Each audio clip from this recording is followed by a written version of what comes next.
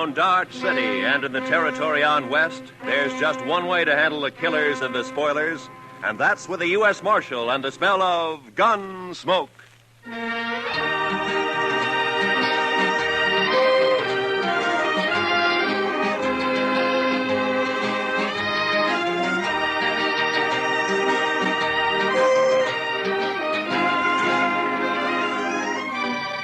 Gunsmoke, starring William Conrad.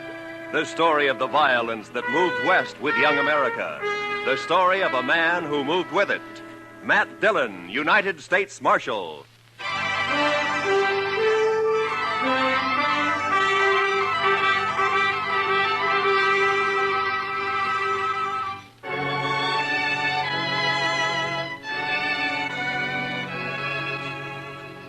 Everything was all right until about a mile north of the Cimarron. That's when my horse got a hoof caught in a frozen dog hole and broke his leg. So I had to shoot him. It made me feel awful bad. I didn't feel any better thinking about the walk ahead of me. Close to 40 miles to Dodge and carrying my saddle all the way. Guess I'd been on the trail about an hour. Near as I could figure, it was around 3 in the afternoon. And I had to ease the saddle off my shoulders for a rest and a smoke. And that's when I saw the stranger riding up from the way I'd come. He was tall and thin. And his horse was taller and even thinner. And they made quite a pair.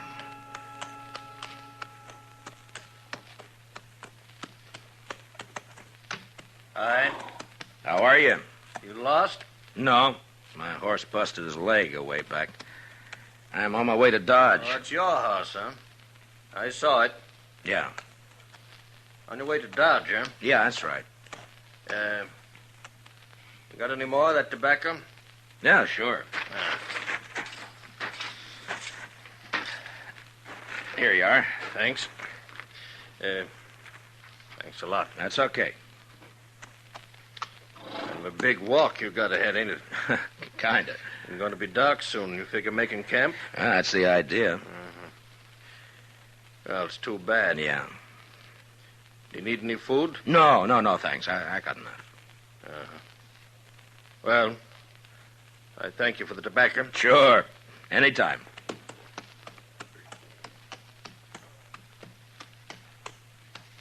Hey. Yeah?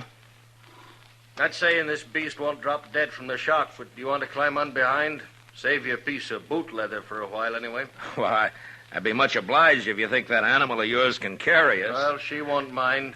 Should have been dead a long time ago, except she don't know it. She don't mind. Well, okay. Thanks. Here, will you hold my saddle till I get up, huh? Yeah, give it here. Yeah. All right. Can you manage the saddle? Yeah, give it to me. Yeah, I got it. Yeah, let's go. There. You heading for Dodge, too? Not in particular. Just north. Uh-huh. This beast'll do about 10 knots with the wind behind her, but we ain't gonna get more than 5 with this load. You ain't in no hurry, are you? Well, I was kind of hoping to get back tonight. It's Christmas Eve, you know. Oh, yeah, that's right, ain't it? Yeah. That backbone of hers sticking into you? Oh, no, it's okay. Thanks. Notice that tin do-jigger tied to you. You with the law? Yeah, I'm a U.S. Marshal. My name's Matt Dillon. That's so. I never seen a marshal on foot. Well, it happens sometimes. How is it you're down this way? Ain't it a mite off your course? Hmm? So you marshal down here as well as Dodge? No, I just took a prisoner across the Cimarron into Oklahoma territory. Turned him over to the Army there. Did, huh?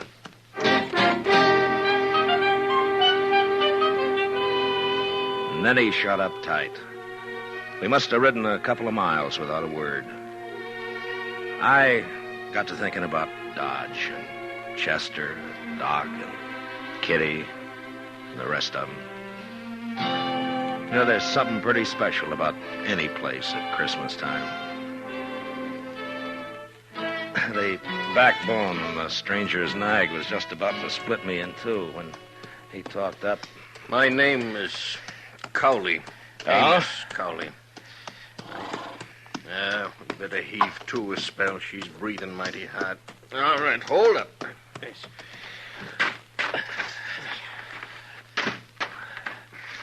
Yeah, it's getting a little chilly, isn't it? Yeah. Could I trouble you for another smoke? Oh, sure. Here you are. I thank you. Say, what's it like in Dodge? What? Dodge, what's it like? Oh, it's like any other town, I guess. Pretty big, huh? Well, yeah, I guess so. Not so big as New York, though. Oh, no, not as big as that. You know, I haven't been in a big town now for more than 10 years. Oh, is that so? No. Been down in the territories, drifting. Thought I'd move up north this time, maybe go back east. So you're from the east, huh? Some time back. Say, what's it like? What? Well, Dodge, any town. At Christmas. Same as it used to be? Well, I guess so. What do you do? Well, it's the same as most people, I guess. What most people do at Christmas. Well, that ain't saying a lot. What are the folks like? And what does it look like? I just kind of like to know. Well, I don't know. Well, there's Front Street. That's most of Dodge right now. Of course, it's getting bigger all the time. Do you have any kids? No, I'm not married. Kids have fun Christmas. Yeah, they do. That's certain. In Dodge, they sometimes have a party for the kids a couple of days before Christmas. Kids like that. And then everybody gets feeling good, looking forward to Christmas Eve. Like last year.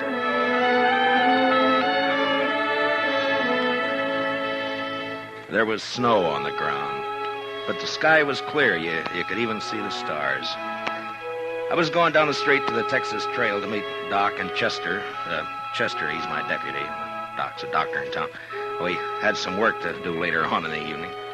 You could see the light shining behind the curtained windows, and almost everybody had a sprig of holly berries hanging up. They got some from the east a couple of days earlier.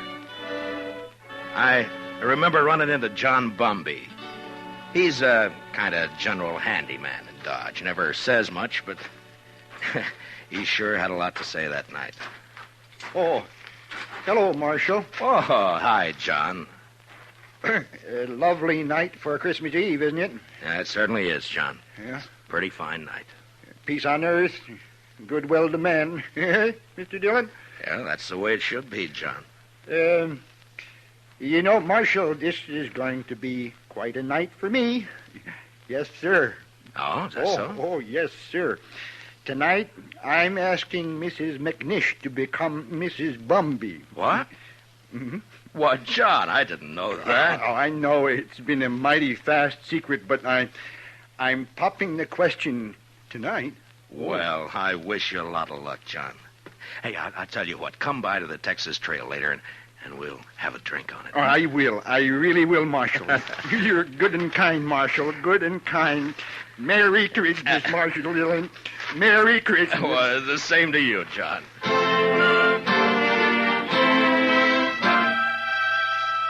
That may sound kind of funny to you, but John Bumby's a good man. A little peculiar sometimes, but good as they come. And they don't make enough like him. Of course, most everybody in Dodge suspected Doc and Ms. McNish were sweet on each other. But it just goes to show you. I'll tell you about John and Ms. McNish a little later. So I went on down the street. You know, it's a funny thing about those words, Merry Christmas. Men say it to each other, and, well, it makes them feel kind of good. I know what you mean. Used to be a seafaring man myself. When you're on the sea and it comes Christmas, things like that can count a lot. Yeah. Well, we might as well get underway again, huh? Sure. All right. Hey. You want to take my saddle? Give it here. Okay. Yes. Give it to me. Okay. Come. I guess you'll miss it in Dodge tonight. Won't you? Well, if you could get a little more out of this nag of yours, we might make it tonight. No, there's not a chance. She'll be on her beam ends pretty quick.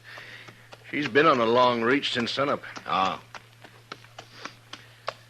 Mighty bare country up this way. All right. Depends on what you're used to, I suppose. Well, mighty bare where I've been, too. It's not like the sea. That's always different.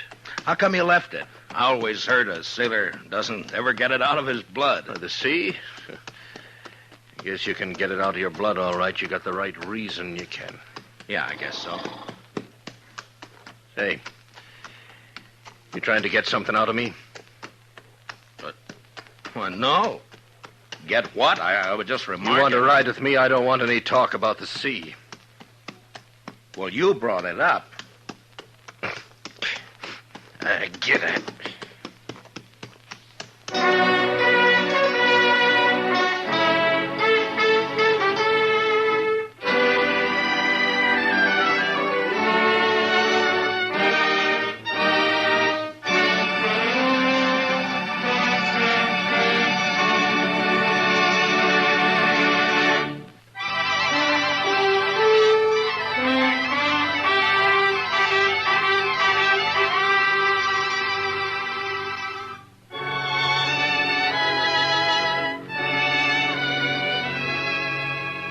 Amos Cowley sulked his way along the trail for the next while.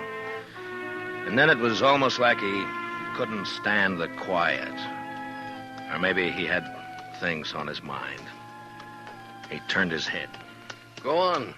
What? Go on. Tell me some more. Oh, about Dodge? Yeah. Well, I don't know. Well, you try some more, huh?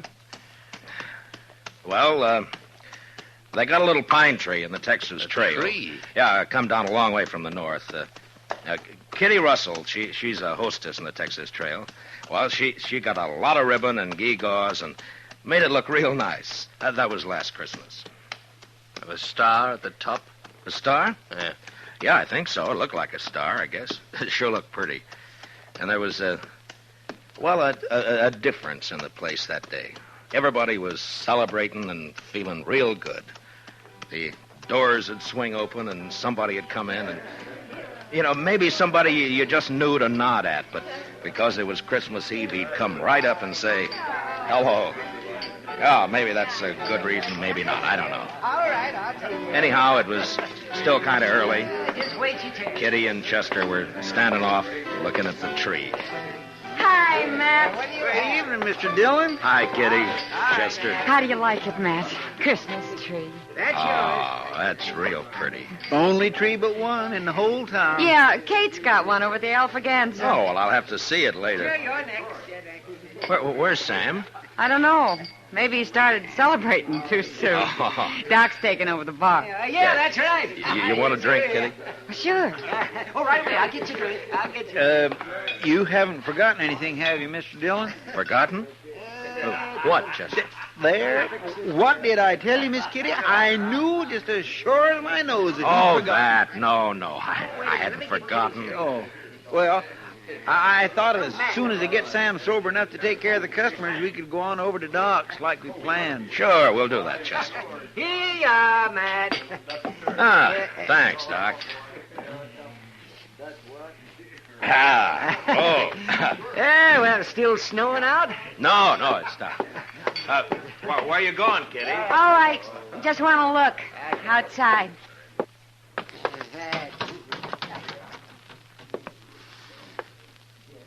Ah, real pretty.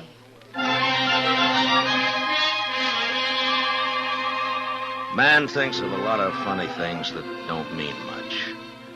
Kitty standing at the door, sniffing the cold air, and the warmth inside, and the whiskey in me. It was a good feeling. And then Chester and I decided to take a bottle over to Mr. Hightower. He's the telegraph operator over at the depot. He runs a printing shop on the side.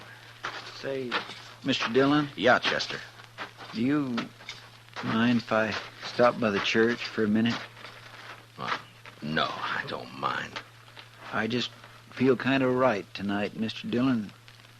Figure I ought to thank somebody for it. Sure.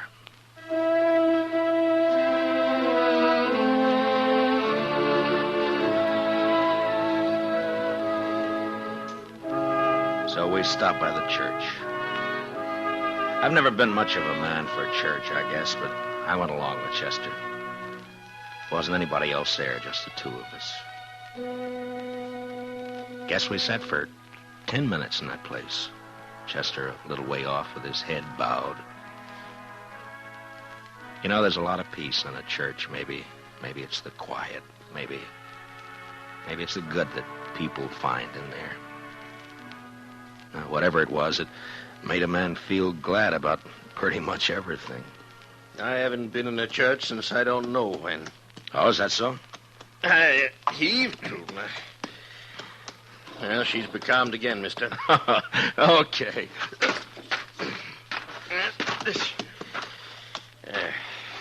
She sure wasn't built for it, I'll tell you.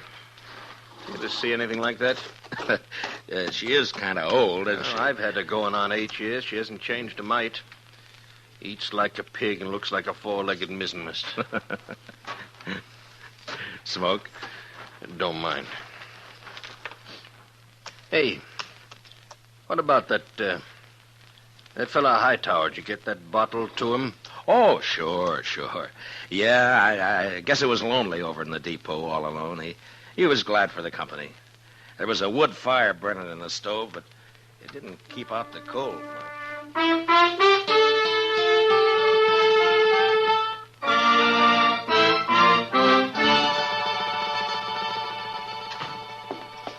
Well, how are you, gents? Merry Christmas. Well, how's it going, Mr. Hightower? Oh, slow, Marshal, slow. Bit of excitement about an hour back, though. That so? Yeah, 9:15 got stuck between here and Hutchison. Lots of snow back there. They getting her out? Oh, sure, they're trying, but I'm sure glad I'm not on it. It's going to be a cold night on that train. Well, it's kind of chilly in here, isn't it, Mr. Hightower? Any warmer, and I'm going to sleep. Well, say, we brought you over a bottle of Irish for company. Jameson's. Well, I declare I was just thinking about a tot before you boys come in. Now, that's real friendly. Will you have a drink with me? We sure will. Let's open her up, huh? A couple of glasses up on the shelf there, Chester. Get them down, will you?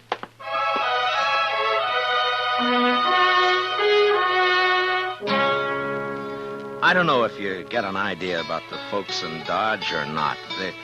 They're not any different than any other people, or the town either. I guess maybe it's a pretty small place at that. The depot, the hall, a few stores, a church, Doc's office, a Texas Trail, Alafraganza, my office. Not much, but it's where you live, you know? Sounds all right. I lived in a town once back east. Small. I know what you mean. Well, maybe you'll be going back. Maybe. Say, the kids, they still believe in St. Nick? Oh, sure, I Mighty suppose. few kids down where I've been. Indian kids, they don't believe in St. Nick. No reason they should, I guess. I used to believe in it, you know that? Well, I guess most people did one time or another. Hey, you figure we come maybe 10 miles? Maybe. Yeah, it's getting dark. Yeah. Well, come on.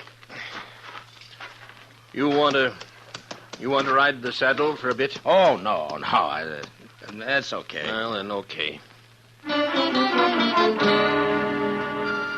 We rode on, and I thought about last year, about Kitty, Doc, and Chester and me going over to Doc's place after Doc got tired at tending bar at the Texas Trail. It was about 1:45, and we stood around and sang Christmas carols. And I remember how it sounded that night, how it looked.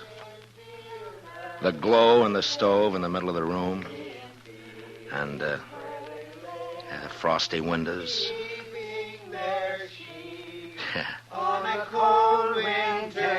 that was Christmas Eve, all right. Was so deep. Noel, Noel, Noel, Noel. Born is the King of Israel. Say, that was fine. That was just fine. Yes, it was. Oh, gee. Say, now, what do you say if we... Listen. Huh? Oh. Merry Christmas. Merry Christmas. Merry Christmas. Merry Christmas. You know, I feel sentimental. That's exactly what I feel. I feel sentimental. I know what you mean, Doc. I surely know. Okay, Doc. Bring him out.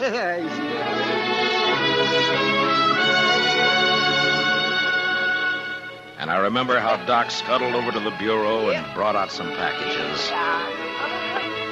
The presents weren't much, but it didn't matter what they were.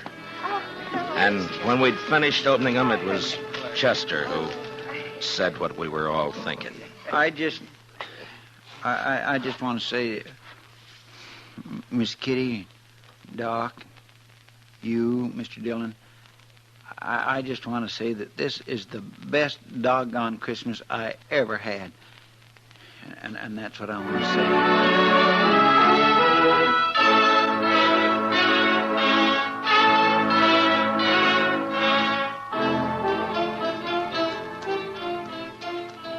Say, you was going to tell me about that fella John was courting that woman. What was her name? Oh, yeah, Miss McNish. That's right. Well, she said yes, and you've never seen two happier people in your whole life. Yeah, she's Miss McNish Bumpy now. Oh, that's good.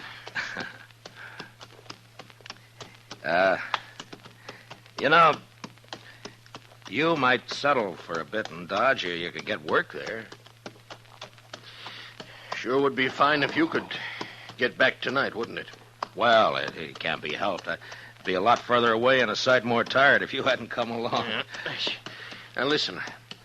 How far do you figure before there's a place you might pick up a horse? Oh, I don't know, 15 miles or so, maybe. Oh, we're not going to make any 15 miles in this nag tonight, that's for sure. Oh, that's all right. Now, I tell you what. You go on alone, you see. Oh, no, forget now, it. you go on alone. She'd hold out with one man on her. And then you get a fresh horse and you ride into Dodge tonight. Well, thanks. That's very I'm kind. telling you, I want you to go. I'll be fine. I've walked before. Probably make it almost as quick as you. Look, it's real nice of you, Mr. Colley, but no thanks. Now, Christmas don't mean nothing to me. You got friends waiting for you. Well, I'll see him tomorrow. You're a fool. Well, that may be. All of them nice folks. You're going to make them feel pretty bad. Look, I'll stay. If you want to go on along, thanks for the ride. Well, might as well make camp then. I guess so. And listen, you want to tell me some more about what you was telling me before we turn in? Well, sure. I take it kindly, mister. I'll get yourself settled. I got some stuff in my pack we can eat and maybe get a fire going. Then after we eat, you can tell me some more.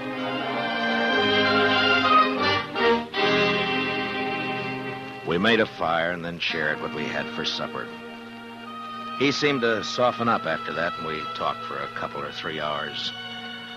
It was like he was starved for news of people, everyday things, and just plain company. And that's how we spent Christmas Eve together out on the plain. And then when the fire was dying down and I was about ready for sleep, he said, Marshal. Yeah? I want to tell you something. I've been needing to tell it for a long time. Do you mind? Well, of course I don't mind. Well, then I'll tell you. A few years ago, I was skipper of a little schooner. I used to sail up and down the East Coast, you know, Boston, New York. Yeah. Well, one night, we hit dirty weather off New Jersey. Real dirty. Blew us off course, and we piled up on the rocks and knocked the bottom out. That's too bad. There was 18 passengers aboard, Marshal. 4 of them was kids. We never saw them again. No. And my own wife and my kid went down, too. I'm sorry. Well, now, something must have happened to me after that. I didn't want nothing to do with ships or the sea, and I started to drift out this way. I couldn't forget, though, do you know? And I didn't want to be near folks, especially kids, to remind me, do you know? Yeah. And that's how come I've been slewing around ever since. Sure, I understand. Just kind of wanted to get it off my chest. Sure. Marshal, I'd like to ride into Dodge with you tomorrow. You think I might meet some of them folks you was telling about? Oh, I don't see why not. That'd be all right. Maybe I wouldn't need to drift no more. Maybe I could drop anchor, do you know? Yeah, you might at that. Yes. Well, good night. Good night. Merry Christmas, Marshal. Merry Christmas, Mr. Cowley.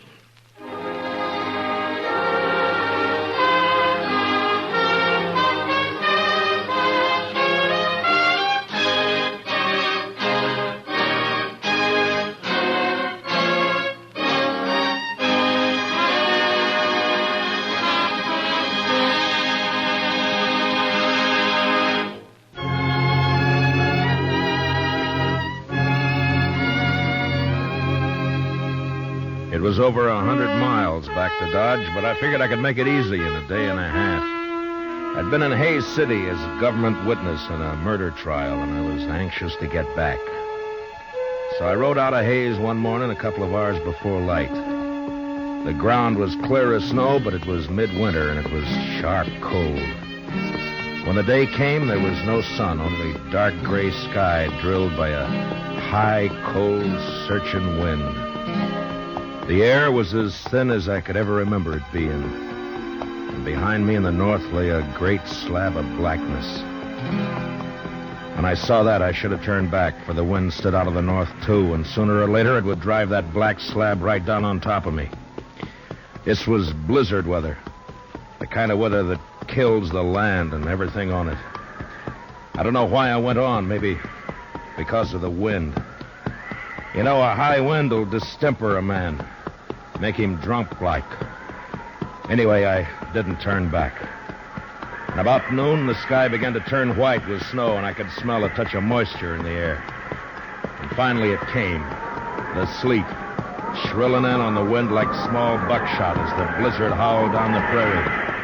I couldn't look right or left without being stung blind, but as long as I kept the wind on my back, I knew I was headed south. 2 hours of this, and I could feel my horse slowing down and weakening under me. My own body stiffened with the cold. Men died when they got caught in a thing like this. They died easy. Another hour passed, and my horse was carrying his head close to the ground. I figured he'd stumble soon, so I kicked my feet out of the stirrups and braced myself against the horn.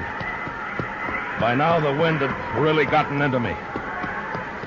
And when I saw the blur of a ranch house up ahead, I thought maybe it was a trick. But a few minutes later, we rounded a corner of the place and stood at last in the lee of the storm. I slid down and got up to the door and pounded on it. And I waited. Then I pounded again. Then the door came open, and the figure stood in the light. Who are you? Bring him in, L.V. Any man out in that weather's been made harmless. Get inside. Out of the way, Alvy, you fool. All right, stranger, hands in the air. High. That's better. Unload him, Alvy.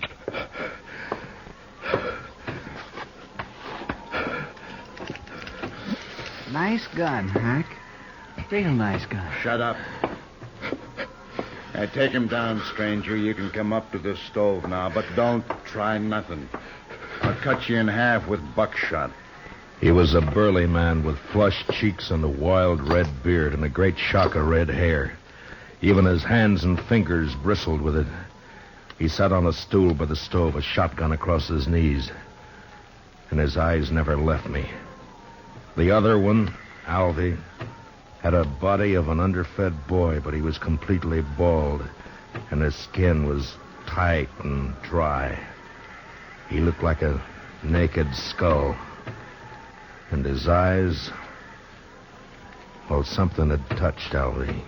You look half froze, stranger. You must have wanted something real bad to go out in weather like this. I never saw him around here before, Hack. He's a stranger, Alvy. He don't belong around here. Of course, we don't know anybody, but I seen a few, and I never seen him before. Maybe he's seen you, Alvy, somewhere. Not me. He never saw me nowhere. How do you know that? Maybe he was just looking for some cows and got lost in the storm. You're just a kid, Alvy. I always said you don't know much. Belle! Belle, get on out here.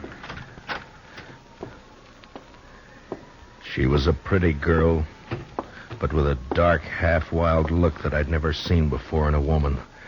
Her eyes jumped from man to man and then came to rest on me, fixed and curious. And then after a moment, she looked away and moved into a chair across the room. Supper ready, Belle? It's awful cold out. You recognize him, Belle? You ever see him before? Nope. You're sure now? Maybe Hayes City. Maybe you saw him up there sometime. I don't know him. You're sure? Yes. If you're lying to me, you know what I'll do to you. I never saw him before. He come in here half froze, right out of the blizzard.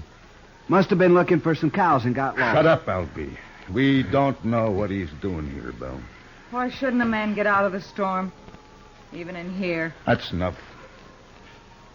All right, stranger, we never saw you before. We don't know who you are. And as soon as I think you're lying, I'm going to blow a big hole in you. What about my horse? I'd like to put him in the barn if you've got one. Alvy? Oh, now, Hack, I ain't going out there. I'd freeze. And the horse will freeze if you don't. It's his horse. We might need it. Go on, Alvy, before I get cross. All right, I'll go. I don't know why that horse is so important.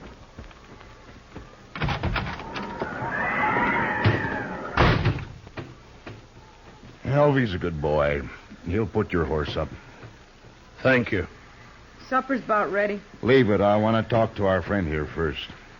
Maybe we won't have to feed him. Potatoes will get mealy. They better not, that's all. I'm right curious about you, mister. I've noticed that. I'll blow your guts all over the wall. You make fun of me. Don't get me mad, mister. I got the shotgun. The meat'll be boiled to shreds if we don't eat soon.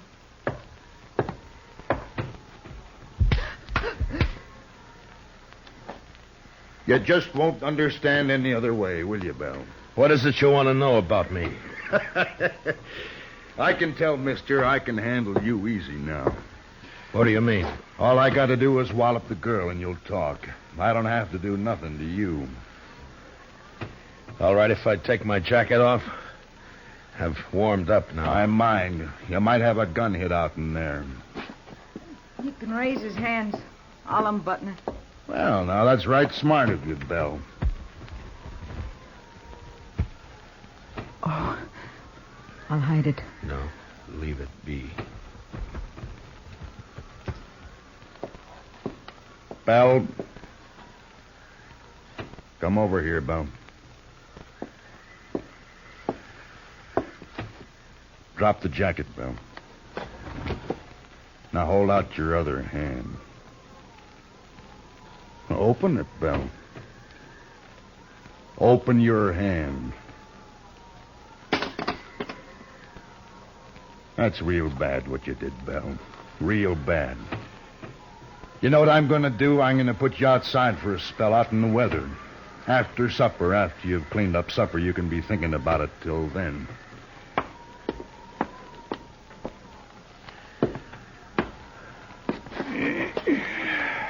United States Marshal. You're in bad company, Marshal. You shouldn't have come here. Oh? It looks to me like I sort of struck gold coming here. Now, why do you talk like that, Marshal? I still got the shotgun. Let me get that stove. Seems like it's getting colder and colder. You didn't see any sign of nobody outside, did you, Alvy? What? Who? Somebody might have come along to cover the marshal here, that's all. Marshal? What marshal? Me. I'm a marshal, Alvy. Shoot him, Hack. Shoot him. Shut up and answer me. Was there sign of another horse, footprints, anything like that? Oh, I didn't see nothing. Maybe you didn't look. Would I have walked in here the way I did if I'd been after you people? Maybe your head got muddled with the cold. Where'd you ride from, Marshal? Hayes City. Left there this morning. It was a fool thing to do with a blizzard coming up. Maybe. Or did you think you could get the jump on us easier in a storm? Was that it, Marshal? Yeah. You knew we'd be trying to keep cozy in here. I'm curious, Hack. What are you and Alvy on the run for? Don't you tell him, Hack. I don't trust him at all. Alvy, it'd be mighty dull without you, boy. Don't laugh at me, Hack. Now stop it. I don't like laughing. You know that, Hack. And don't you do it no more. I got ways. Yeah, I seen you and your ways. But don't try 'em on me, Alvy. Maybe I won't. Look, Alvy, now you don't understand. It's all right to tell the marshal about us. He ain't going nowhere. No? No, of course not. We'll kill him, Alvy. We'll kill him and bury him somewhere. Sure. Now, why didn't I think of that? 'Cause I do the thinking for us, Alvy, that's why. Now, what was it you like to know, Marshal? Stop playing games, Hack. Me and Alvy are wanted for murder. Up in Cheyenne, Wyoming. Seems a mite unfair, though. We didn't aim to kill nobody. It just happened that way. We was robbing a bank. Yeah, and a couple of the people there wouldn't do what we told them, so Alvy used his knife on one, but it just made the man holler. You could hear him all over town. And we had to shoot our way out after that. Must have killed 3 or 4 people. I know I killed 2. Worst of it was, Marshal, all we wanted just then was some money. We didn't care about killing anybody. But you know how it is, Marshal, when you're robbing a bank and all. Yeah, sure. No, I don't suppose you do it that. Anyway, we're wanted for murder, and we didn't even get any money. Nary $1. So we rode out here and lighted for a spell. I see. What about Belle? And whose place is this, anyway? My place, now that Pa's gone. You mean you were living here alone? No. They killed your pa, is that it? Yes. How long ago? I don't know. Maybe a month. Yeah, it's been about a month, hasn't it, Alvy? 35 days. There, you see? Alvy always knows just how long everything's been. No, that's fine. Tell me what you do with him. Who? The old man. Oh, we buried him out back. Couldn't afford a funeral. Could we, Alvy?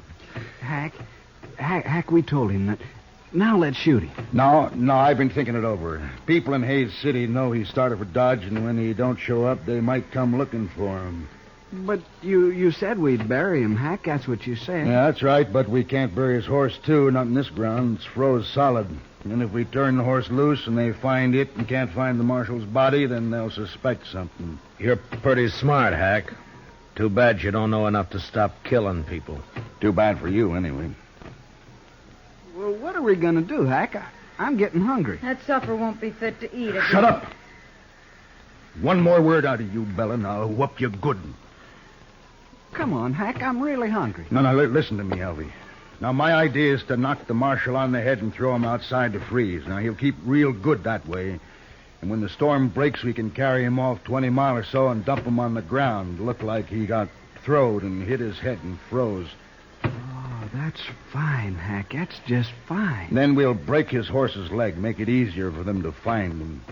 You just don't care about anything, do you, Hack? Just me. Sometimes, Alvy. Sure. Me and Hack are friends, ain't we, Hack? Of course, if it don't go on snowing, we'll have to think of something else. Can't leave tracks for them to follow back there. Oh, Hack, ain't we gonna kill him now? Well, sure we are, Alfie. I didn't mean that. Let me hit him, huh? You keep the gun on him, and I'll get up behind and hit him. There was a branding iron around here somewhere. I'll hit him with that. Hack, you've sunk pretty far, but I'm sort of wondering just how far. What do you mean? I'm wondering if you're low enough to kill a man before he's been fed. Here it is, Hack. Here, see? I found it. Leave it be, Alfie. We're going to eat first.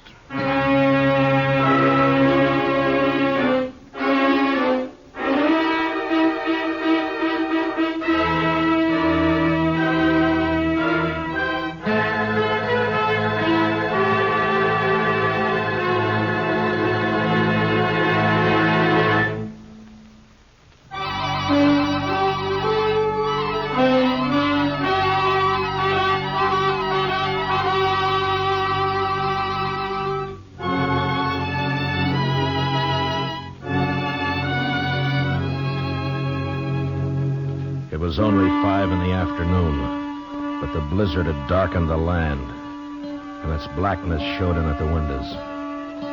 Here and there along the walls of the ranch house, tricklets of snow blew in through the warped timber. In the kitchen, Hank sat directly behind me while I ate. Later changed places with Alvy and fed himself heartily, as though he had nothing at all on his mind. Hack was just a nerveless brute, born with no conscience at all. His intelligence was the instinct of an animal that snapped at or killed whatever got in its way of survival. Every living thing was his enemy. And Alvy? Well, there was no way to figure Alvy. Too much of him was missing. My only chance lay in the girl, Belle, even though Hack had pretty well beaten all resistance out of her. Supper was over soon enough, but Hack seemed in no particular hurry to get on with his plans. I've eaten better food on the trail than that. Can't blame me for it. Now, get it cleaned up, Belle. You can talk your head off when you're outside alone, and you're going outside. I'll learn you to heal if I have to break your neck. No, don't do that, Hack. Not till we're ready to pull out, anyway. Why? Well, I ain't gonna do the cooking. Well, I hope not. I've eaten your cooking. My sister was a good cook. Yeah, we should have brought her along, Alvy. No. I don't like her. Where are you from, anyway? Which, me or Alvy? Well, you to start with. Wyoming, place called Crowheart. I didn't stay there long, though. What about you, Alvy? Now, where were you born, Alvy? I never did know. Republican River. That's not a place, you fool. Well, that's what they told me. Republican River. They always lived in a wagon, my ma and pa. They had a lot of kids, too. Of course, most of them died. I'm about the only one that made out any good at all. And you did fine, Alvy, fine. Give me the shotgun. All right, Marshal, let's get back by the stove while Belle cleans this mess up. Shall we hit him and throw him out to freeze up now, Hack? Not yet. I want to punish Belle first. You know, someday you're going to get caught without that shotgun, Hack. Somebody's going to tear you apart. That's fair enough, Marshal.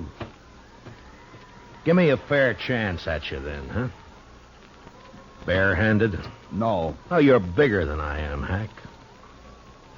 Might be fun for you. I don't know nothing about fun. I ain't gonna kill you because it's fun. Oh, come on, Hack. I want to go to bed. Belle, come out here.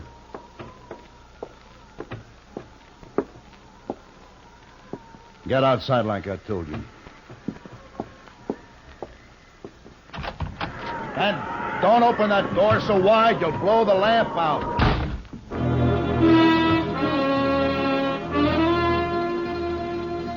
Belle had walked through the room and out the door without a glance at any of us. I figured she'd go down to the barn where she'd be all right for a little while anyway. But I knew I'd have to make a move soon. I sure wasn't going to sit there like a fall hog and let Alvy knock me in the head whenever he got ready. But it didn't take much more sense to try to jump Hack in that shotgun and let him blow me all over the place. It was a beggar's choice, and the more I thought about it, the madder I got. Heck, I'm sleepy. I'm going to hit him and go to bed. You can do what you want after, but I ain't staying up all night. Alvy's got his mind made up, Marshal, I can tell. Just what do you call his mind, Hack? I got ways to fix you, Marshal. Nah, never mind, Alvy. Wrap something around that iron, otherwise it won't look like he hit his head on a rock. What difference it makes? Do what I say, Alvy. All right, Hack. Here, I'll use this curtain. Now, keep your eyes on me, Marshal. Alvy moved around behind me and was getting a good grip on his branding iron. I leaned slightly forward in the chair and was tensed and waiting for the split second when my instinct had told me to jump. And then suddenly the door was flung wide open and the wind roared in, almost lifting the room as it came. The lamp flared and then went out as I plunged sideways from the chair. Did you hit him, Alvy? Did you hit him? You bloody fool. Don't you try nothing, Marshal. I got some more shells right here. Don't you move now. I crawled across the room and was out the door before Hack could reload. In the snow outside, I stood up and turned to find Belle waiting by the side of the door, a pitchfork in her hand. I couldn't see her face very well in the dark, but I could tell she was shaking with cold. I reached out and took the fork from her and then flattened myself against the wall and waited. I was afraid it was you he shot. That was a smart trick, Belle, throwing the door open that way. He shot Alvy, didn't he? Yeah. Good. I think he's found out I'm not in there. What are you going to do? Wait. Marshal! Marshal! I'm going to kill you and the girl both now. I waited, praying he'd come through the door before my hands got too cold to hold the pitchfork. And finally, the barrel of the shotgun appeared, waist high, and began to poke its way around in our direction. It was stupid of him, but a man behind a gun often gets a false sense of power. I let him shove it out 3 or 4 inches, and then I slammed down on it. Then I jumped into the room. Hack tried to club me with a gun, but he missed. And I got in under him with a fork and lifted him off his feet. And he struggled for a moment like a speared fish and then went limp. And I let him fall. One of the prongs had reached his heart.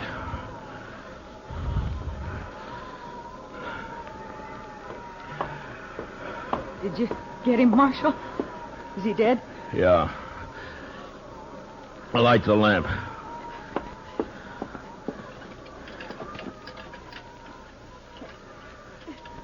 I can't do it, Marshal. My fingers are too stiff. Here, I'll do it.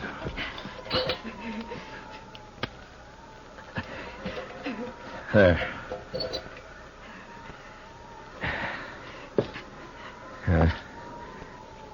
Quite a mess in here. Why don't you wait in the kitchen, Belle? I'm all right, Marshal.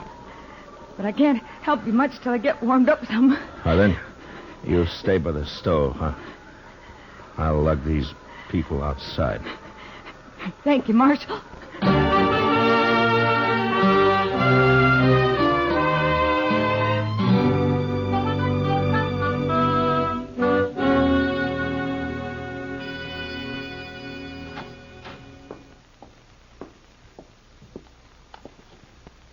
Marshal?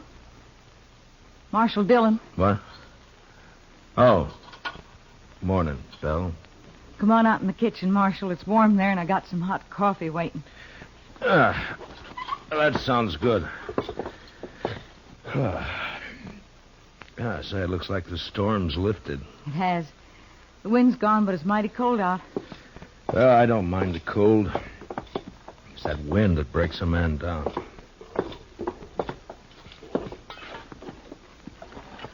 There. Get some of that in you.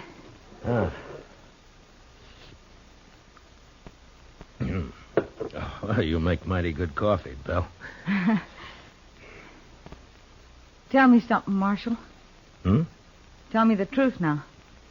Oh, sure, Belle. What is it? Are you married? I'd make a poor husband, Belle, for any woman. Why? Well, in my profession, it's too chancy. Thank you, Marshal. Thanks for putting it that way. Now, Belle, I didn't mean... Forget it. I'm leaving this place, Marshal. What? As soon as you go, I've packed what I need and I'm clearing off. Where'll you go? I got 3 horses. I'll ride up to Hayes City and sell them. Then what?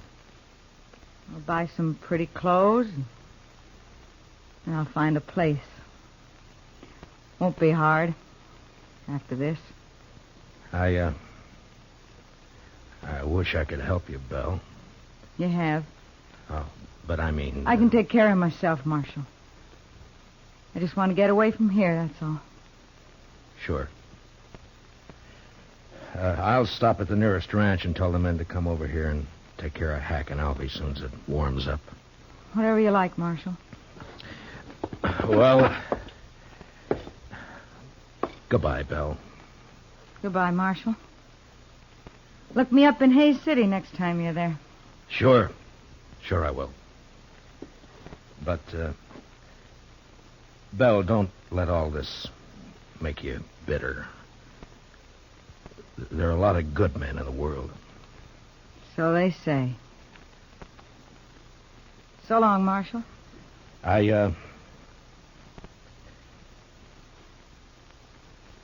So long, Belle.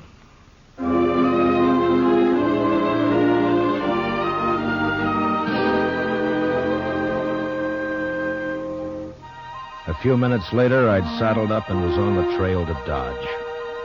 The sky was low and a slate gray all over, but there was no wind. The blizzard had gone, leaving the land still and white and bitter cold. There wasn't a sign of life anywhere. It was like riding through a vast tomb. I found myself feeling like a trespasser, as though something had gone wrong, and I wasn't supposed to be there at all.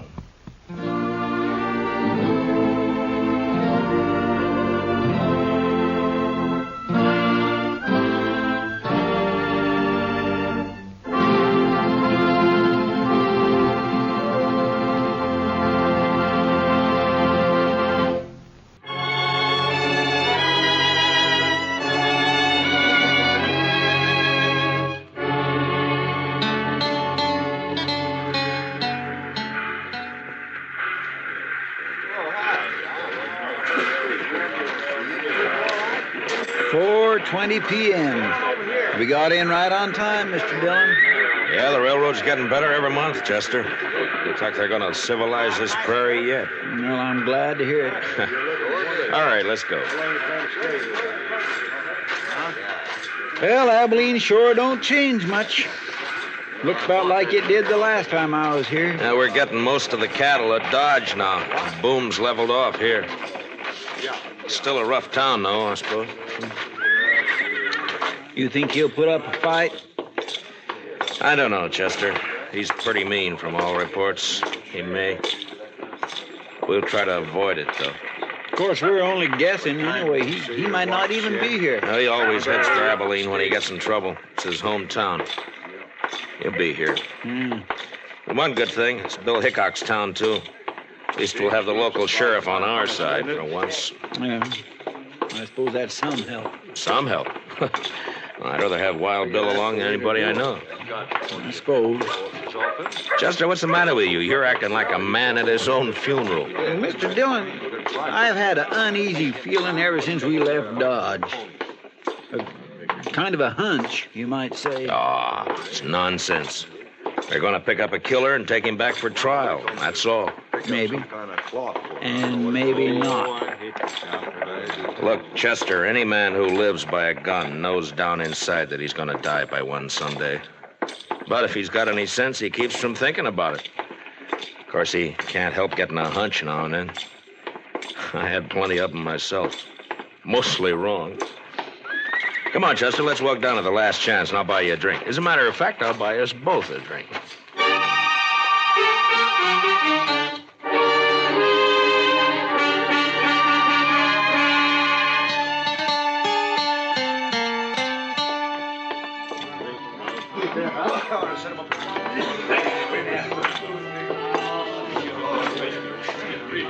What'll you have, boys? Rye for me. Yes, sir. You can make mine the same. A bottle of rye and a couple of glasses. Quite a crowd in here for this time of day. Yeah. I've been looking around for Wild Bill, but I don't see him.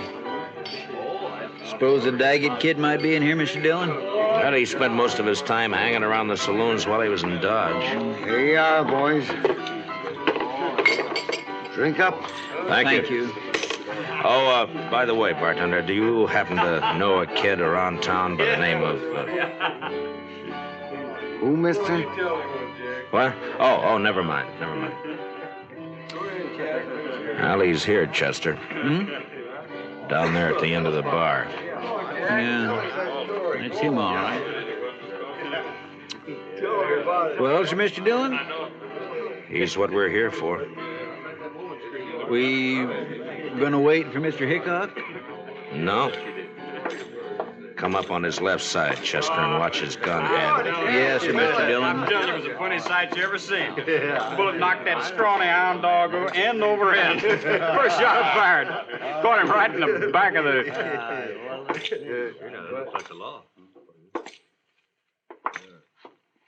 You're Jack Daggett, aren't you? That's right, mister. What about it? My name's Dillon, U.S. Marshal from Dodge. You're under arrest. You're kind of out of your territory, aren't you? Marshal's territory's anywhere. I'll take that gun of yours now. You will, huh? All right. Drop it. Drop the gun. Let go of my wrist! The gun! Drop nothing! You heard the marshal? Oh!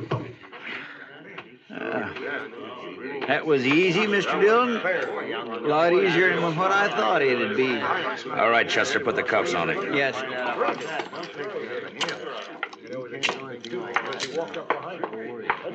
Seems to me your partner acted a little high-handed there, Marshal. It does, huh?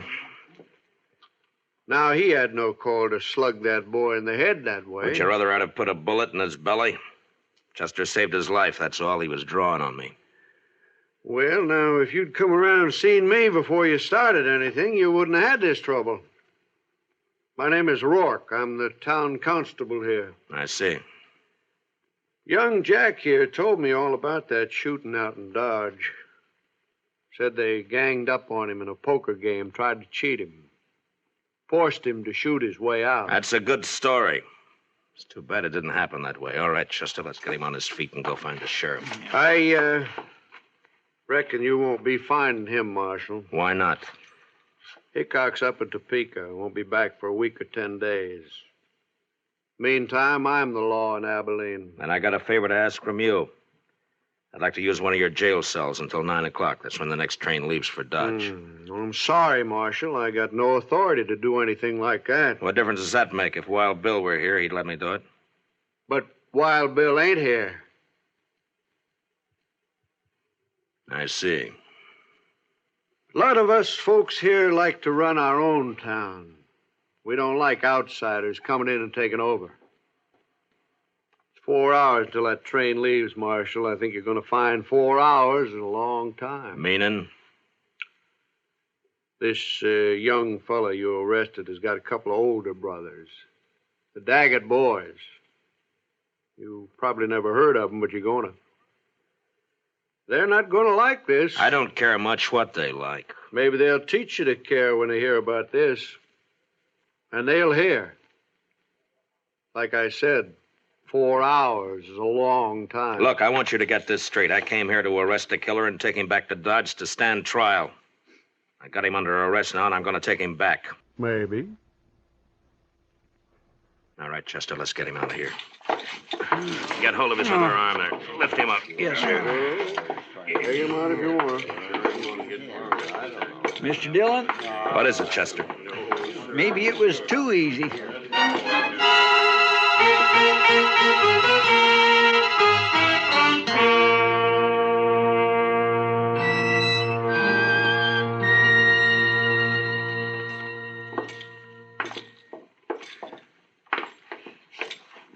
Yes, gentlemen.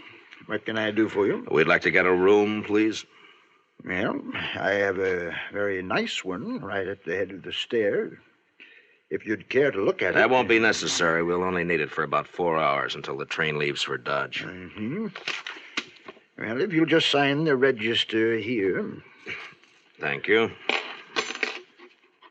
My, your friend seems to have suffered quite an injury. Yes, sir. He bumped his head. Oh, really? Well, it's certainly a bad cut just to have had. Boy, that's one of the Daggett boys. Young Jack Daggett. Yeah, that's right. I got him under arrest for murder. Now, where's the room? You arrested Jack Daggett? Right here in Abilene? Yeah. Did you say the room was up? And you're planning to keep him here at my hotel for the next 4 hours? Well, I can't stand out there on the street with him. Marshal, do you know what's going to happen when the Daggett boys hear about this? No, but I understand they may not like it very much. May not like it. I'm sorry, sir, but you cannot stay here. I will not let my hotel be made the scene of a bloody massacre. Now, just a minute, mister. You've rented me a room. I've signed the register, and I've got the key. I'm going to use that room until 9 o'clock, whether you like it or not. It's the second door at the top of the stairs. Thank you. Come on, Daggett. Move. You heard him, son. Come on. Keep your hands off. There's just one thing, sir. Yeah. It's not a question of your honesty, you understand, but in view of the circumstances, I wonder if you'd mind paying in advance.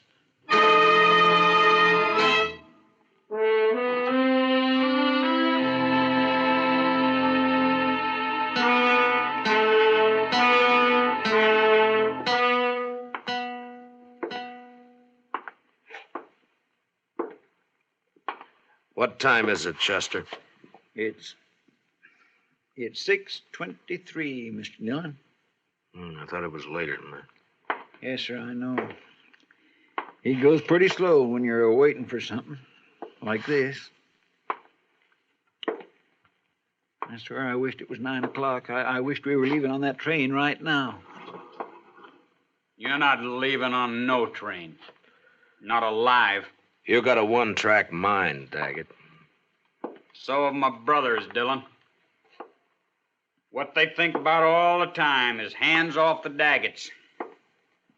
That goes for you or anybody else. Reckon we ought to stuff a pillow in his mouth, Mr. Dillon? Might not be a bad idea. You won't think it's funny when they come around. But maybe they won't come around. Maybe they decided that... Cover the door from the other side, Chester. Yes, sir.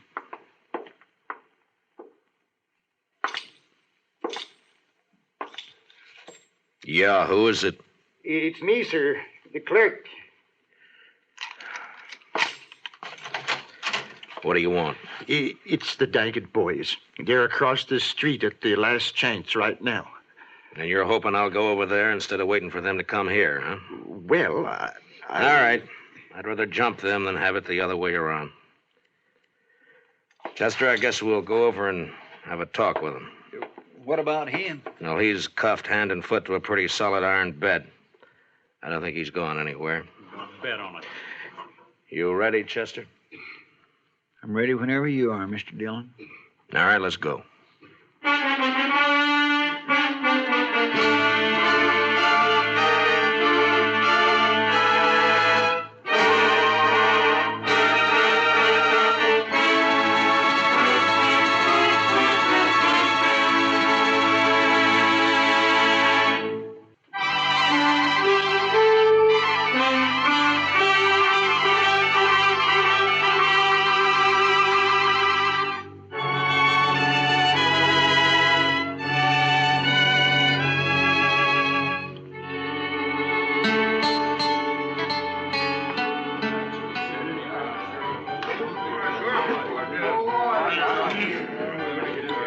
That must be them, Mr. Dillon.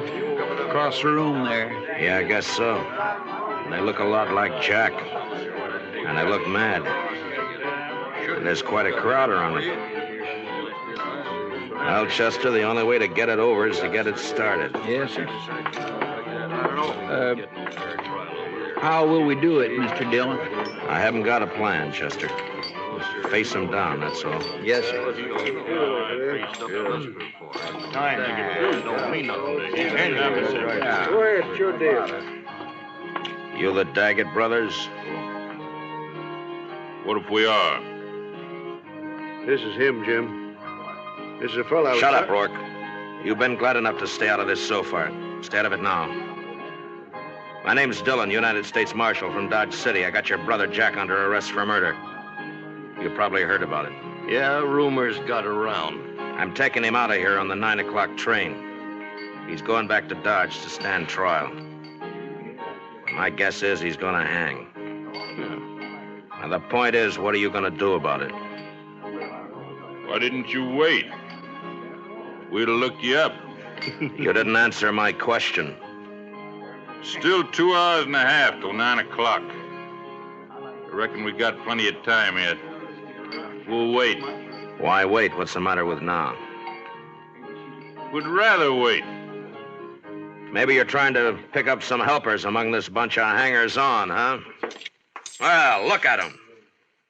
Each one trying to sneak behind the man next to him. If you're counting on any help there, you better forget it. You're pushing your luck, Dillon. I don't think so. You boys are full of talk, and that's all. You never even intended to start anything. You're a dirty liar. We're going to do plenty. Now, don't you move, either one of you. You covering my back, Chester? Yes, sir. All right. I'll take that gun. Thank you. Yours, too. Sure. Sure play, Dillon. Where it stands now. Thank you. Here, Chester. Kick those back onto the tables. Yes, sir. All right, folks, just leave them lay, please. Don't nobody touch them. Here, Chester. Now hold on to my gun. All right, Mr. Dillon. Now just keep them off my back. Yes, sir. You. Come here. Sure.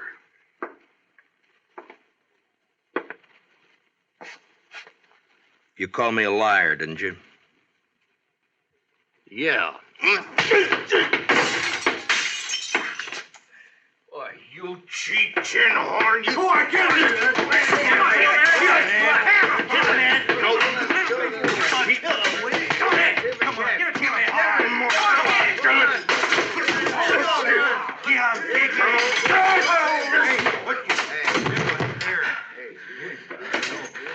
I thought you Daggets were tough.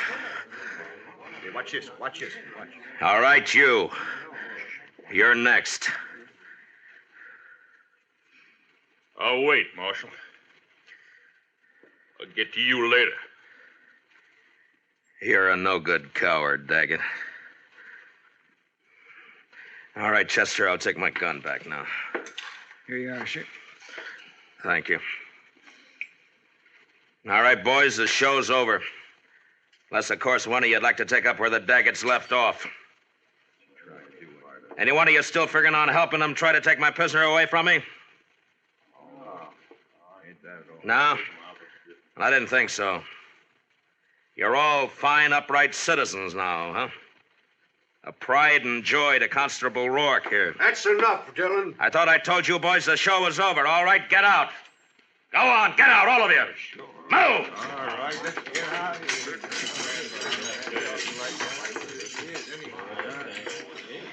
Marshal, I'd say you overreached yourself there. Stepped past the limits of your authority. How I enforce the law's my own business. I do things my own way.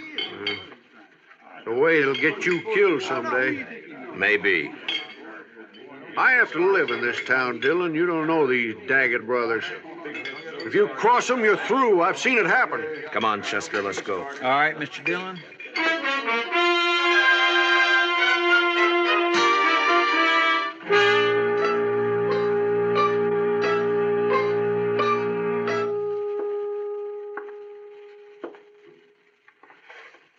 What time is it, Chester? It's 7:45, Mr. Dillon. Yeah, the time's dragging. Yes, sir. It's still an hour and 15 minutes till that train leaves. What difference does it make? You're not going to be on it. Neither one of you are. The way I'm figuring, Jack, we'll all three be on it. You wait and see. You'll never get to that train. My brothers will take care of you. They don't seem to be in any hurry about it. You wait. I sure do wish I hadn't had such an uneasy hunch about this trip. Forget it, Chester. They'll stop you. You just wait.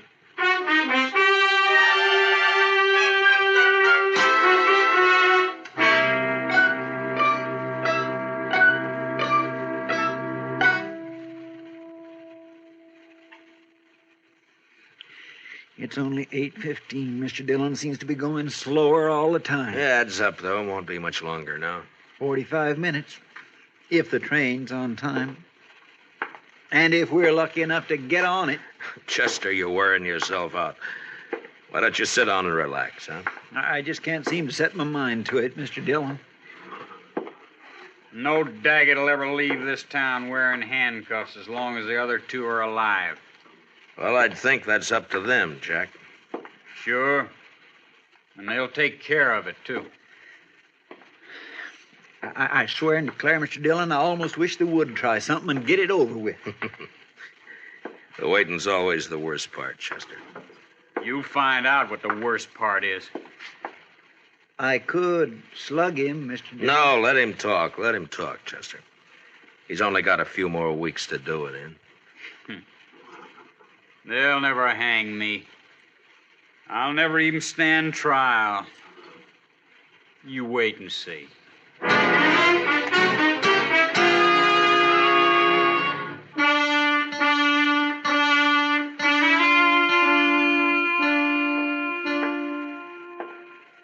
Chester? It's 8:30 exactly, Mr. Dillon. All right. Let's get started. A little early, isn't it? Won't take that long to walk from here to the station. It might if we have trouble. Yes, sir, I guess it might. You'll have trouble, don't you worry about that. Jack, why don't you get on a new subject? How are we going to take him, Mr. Dillon? Just drag him? If he wants it that way. Otherwise, he'll walk handcuffed to my left wrist. Keep him covered, Chester. I'll unlock these cuffs and get him loose from the bed. Yes, sir. Dillon, if you're smart, you leave me here and run while you still got the chance. Well, I've never been smart enough to run yet. Stick out your right wrist. All right. On your feet. Come on. You can put your gun away, Chester. Starting now, he's only going where I go. Now, come on, Jack. We got a train to catch.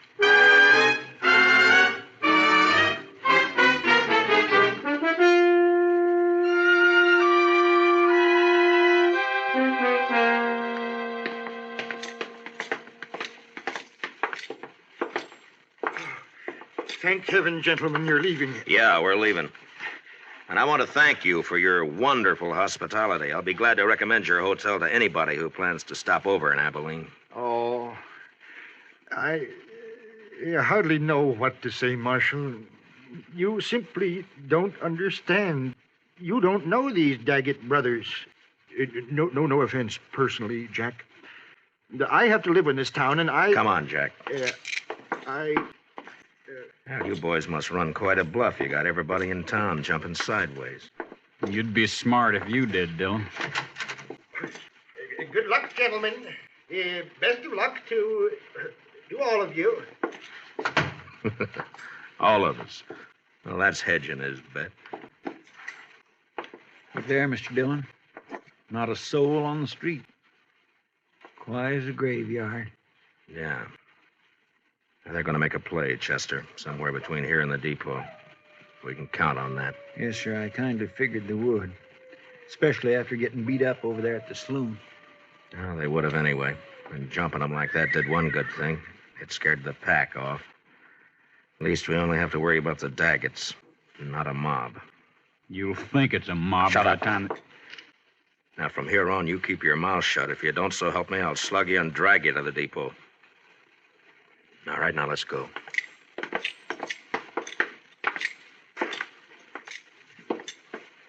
No, sir, not a soul. I never thought I'd see the main street of Abilene deserted at this time of night. It's not deserted, Chester. They're inside, behind the shutters. But at least they're staying out of it. I wonder if coyotes are as lonesome as they sound, Mr. Dillon. They couldn't be, Chester. Watch that left side up ahead of us, sir. It's pretty dark along there. Yes, sir. They might jump us from behind. I don't think so. Too many people watching. They gotta keep up their reputation. I hope you're right. Chester, they're at the corner of the bank. Somebody moved. Across the street, too. In the shadow. Take the one in the shadow, Chester. Yes, sir. There's one down, Chester. The other one's still there in the shadows. Get him if you can. Jack here's ruining my aim. I'll ruin more. Good for you, Mr. Dillon. You ought to have slugged him sooner. I didn't slug him, Chester. He caught a bullet that was meant for me. Shot by one of his own brothers. Here, let me unlock those handcuffs, Mr. Dillon. and No, get- no time. Here, I'll get him up on my shoulder and... All right, let's move in and keep firing. Yes, sir.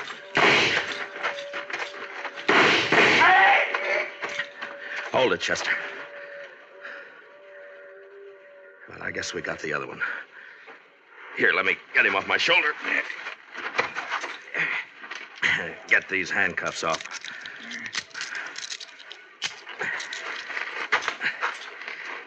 Well, there's our prisoner, Jack Daggett. Wanted for murder, killed by his own brother. Let's take a look at the others.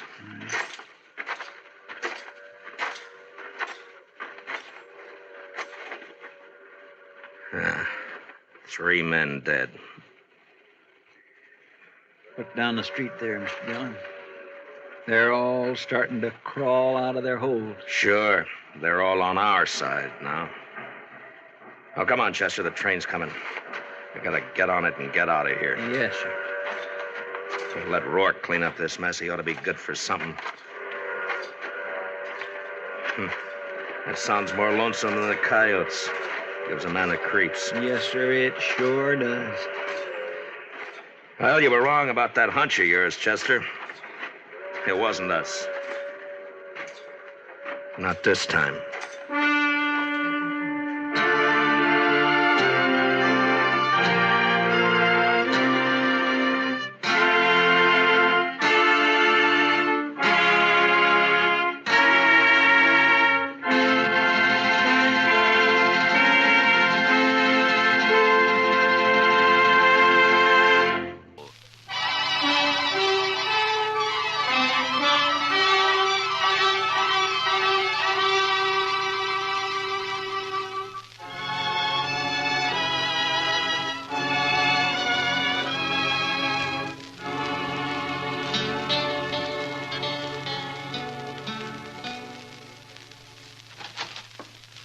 He's not up there, Mr. Dillon. He's just plain vanished. There's no note anywhere? You sure of that, Chester? Nothing, sir. I looked again, all over. Well, it's 2 days now. This isn't like Doc.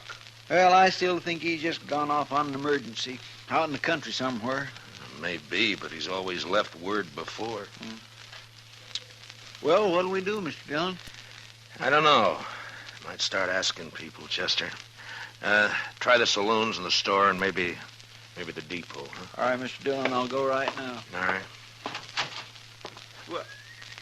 Well, I do declare. What? Riding right up Front Street as big as life.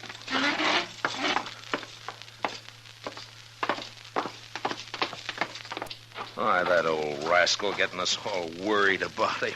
For the land's sake, you sure are a sight for sore eyes, Doc. Where in the world have you been at, anyway?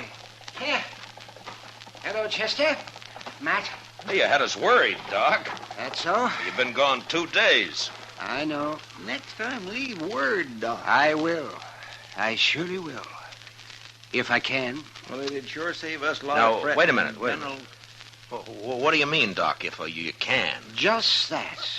If they let me, I'll leave word. Come on inside, Doc.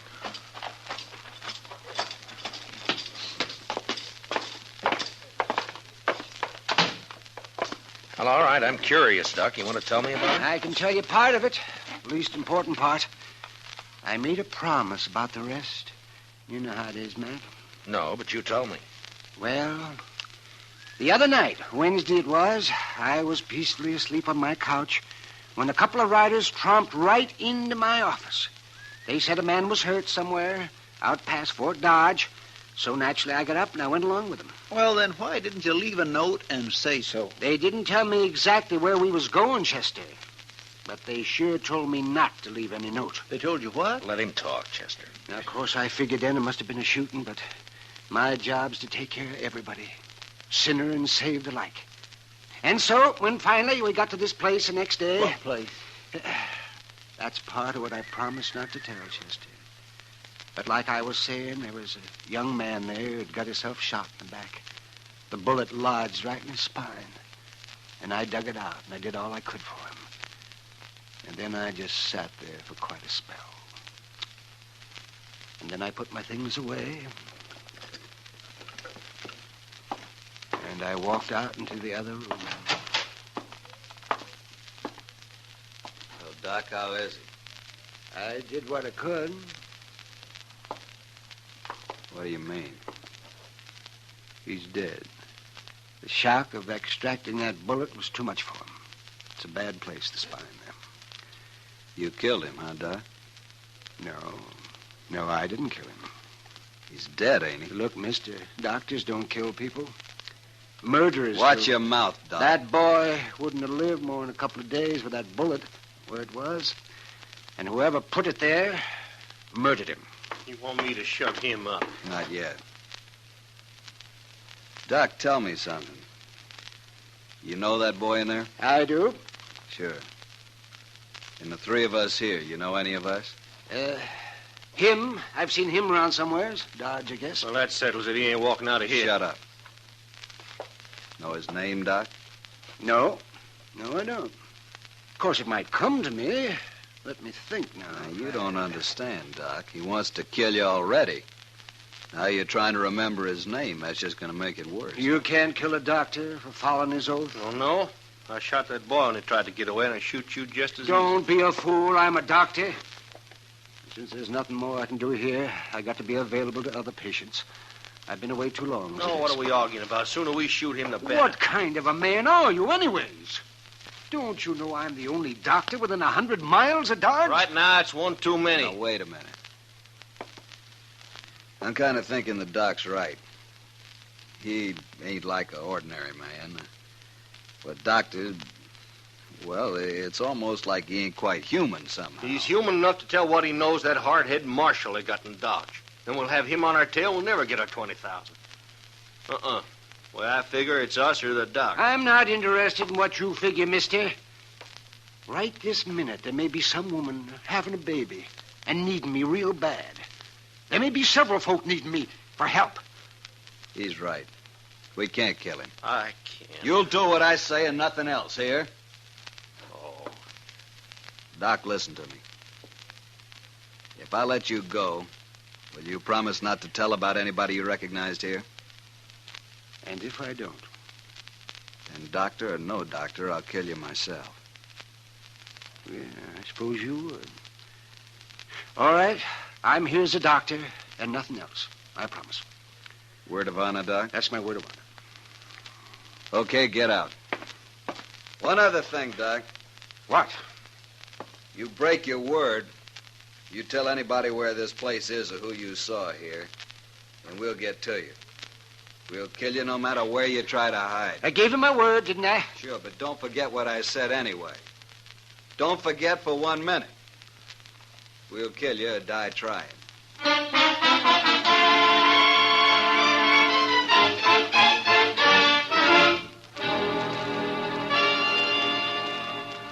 That's quite a story, Doc. And you played it right smart, if you ask me. Who were they, Doc? Well, tell us. Well, I only recognized one of them, Chester, besides the man they'd shot. So you said.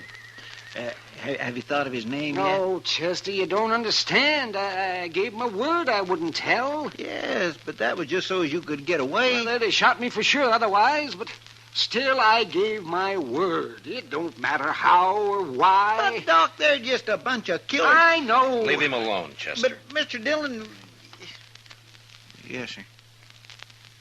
Matt, Yeah, Doc. wouldn't you do the same if you were in my boots?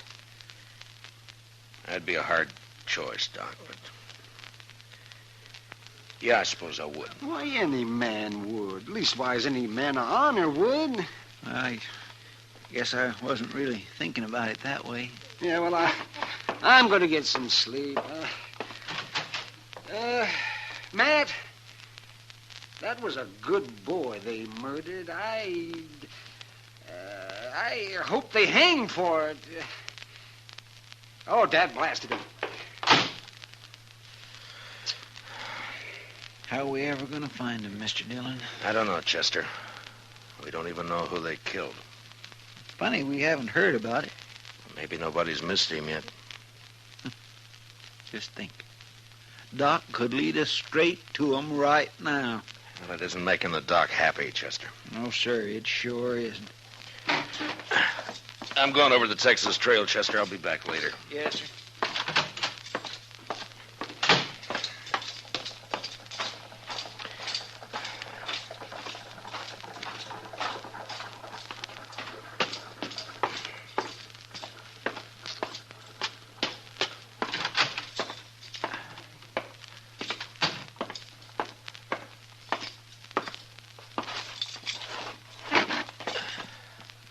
Hey, Sam, bring me over a bottle and a glass, will you? Sure, Marshal. Hello, Matt. Oh, hi, Kitty. You want some help with that bottle? Yeah, sure. I'm only going to have one. You can finish it. Sit down. Oh, my reputation's bad enough without my trying to get around carrying a bottle of bit of whiskey in me. There you be. Oh, thank you, Sam.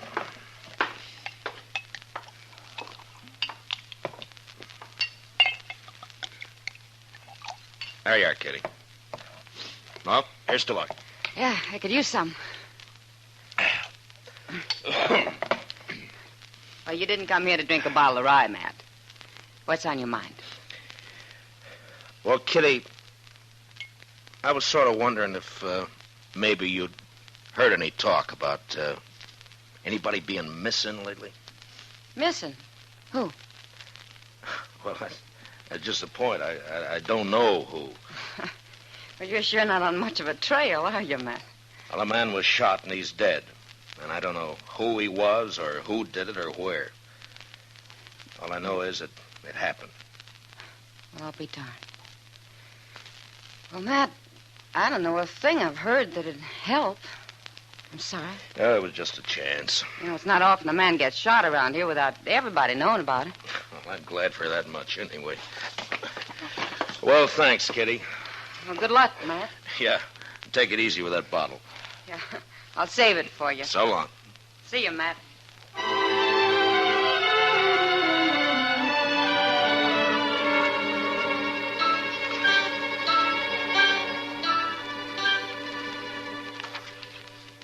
Doc's been asleep for 6 straight hours, Mr. Dillon. He sure must have been tired.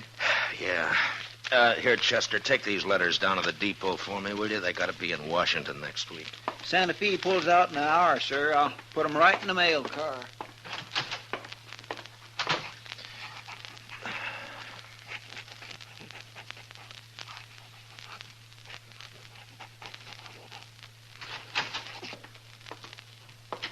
Marshal? Why, Jake Worth, why, you haven't come into Dodge in the last 6 months that I know of. I'm here now, Marshal. Oh? Trouble, Jake? I'd call it that. Well? You know that cottonwood, the big one down at Brandy Bend? Yeah? There's a hole cut down by the roots at the north side of it. I put a sack in that hole this morning. It's got $20,000 in it. It's a lot of money, Jake, even for you. It isn't if Hank gets back all right. Hank? That's your youngest boy, isn't it, Jake? Yeah, 18 last month. Yeah. And that's ransom money. Your boy's been kidnapped, huh? He didn't show up the other night, Marshal. Next morning, I found a note tacked on the corral. Said to leave the money or they'd kill him. Oh, come on, Jake. We'll try to get there before they pick up the money. No, Marshal, I won't take any chances. They'd shoot him sure if we did that. Well, you should have told me before you left the money. You should have come here first, you know. You didn't hear what I said, Marshal. I won't take the chance. All I want now is for you to watch for anybody who turns up rich around here. Jake, I want you to listen to me. Now, you listen to me, Marshal. Nobody's going to do a thing till Hank's back safe on the ranch. Not one dang thing. Jake, if they killed Hank, you'd want him hung, wouldn't you? I'll hang him myself if it comes to that. I'll hunt him down like wolves. All right, then let's go. Let's get on to Brandy Bend and wait for him. No. I already told you no. Hank's dead, Jake. Huh? They already shot him. And he's dead. What are you talking about? Where is he? I don't know. And how come you know he's dead? I can't tell you. Marshal, I've had about enough of this. We're wasting time here. Come on, Jake. I'll tell you what I can on the way to the river. You better, by heaven, or one of us ain't never going to get to the river.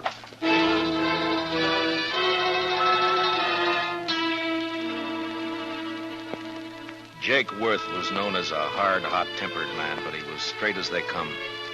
He'd made one fortune in Texas cattle and another in buffalo hides, and now all he wanted was his ranch and his 3 sons to work it with him. The Worths were good men. They didn't cause any trouble, and they worked hard. It was hard to tell Jake, but without mentioning Doc, I said what I could. And when we reached the Arkansas, we hid our horses in a clump of bush and worked our way on foot up to the big cottonwood. And I stood up and walked out into the open. What are you doing, Marshal? You gone crazy? Come on, Jake. No use to hide now. Oh. That's him there, ain't it? That's Hank? I'm afraid so, Jake.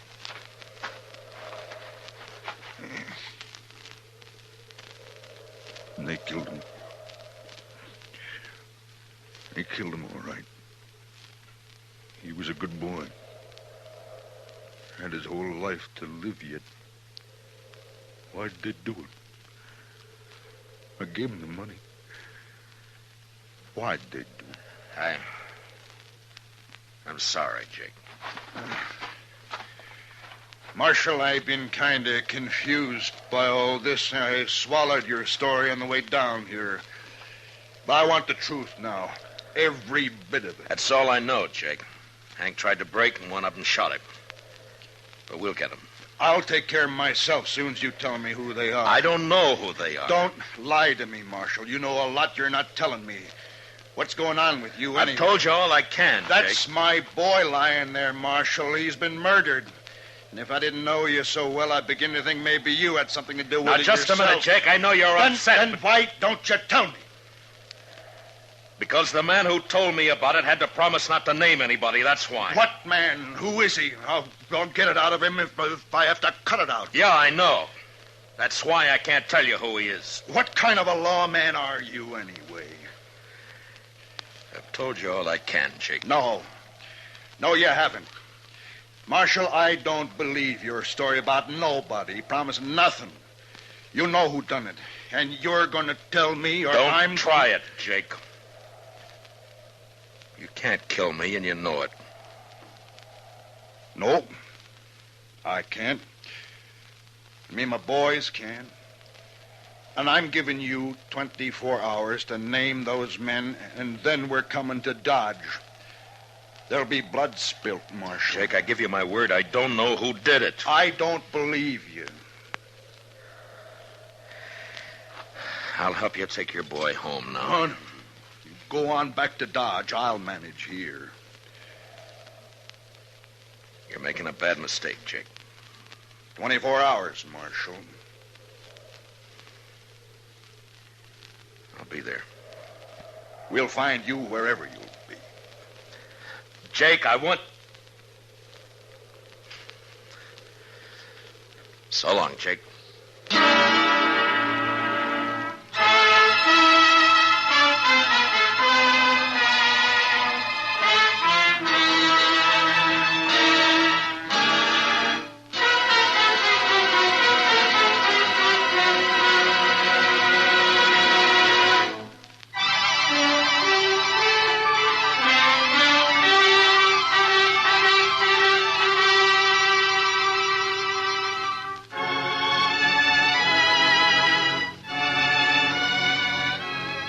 There was no use arguing with him. The man's grief had destroyed his reason. And the worst of it was, I knew his sons would do whatever Jake told them to do. Unless I could stop it somehow, I'd have to shoot it out with 3 good and perfectly innocent men. For no reason at all. I thought about it all the way back to Dodge, and by the time I got there, I had an idea. I went up to Doc's and talked it over with him. Well, all right, Matt. I'll do whatever I can. It might not work, Doc, and you'll be exposing yourself to a lot of danger. Have you thought about that? I have. I've also been thinking about the men who killed Hank Worth. Well, we could wait till they start spending their money, or till one of them gets drunk and maybe talks too much somewhere. We could. But meantime, you and the Worths will have a gunfight. Oh, man, it'd be a terrible thing to let happen. All right, then, Doc, let's go. I want to get to the ranch before dark. Yeah, maybe Jake's cooled off by now. Enough not to start shooting on sight anyway. We'll soon find out. Come on.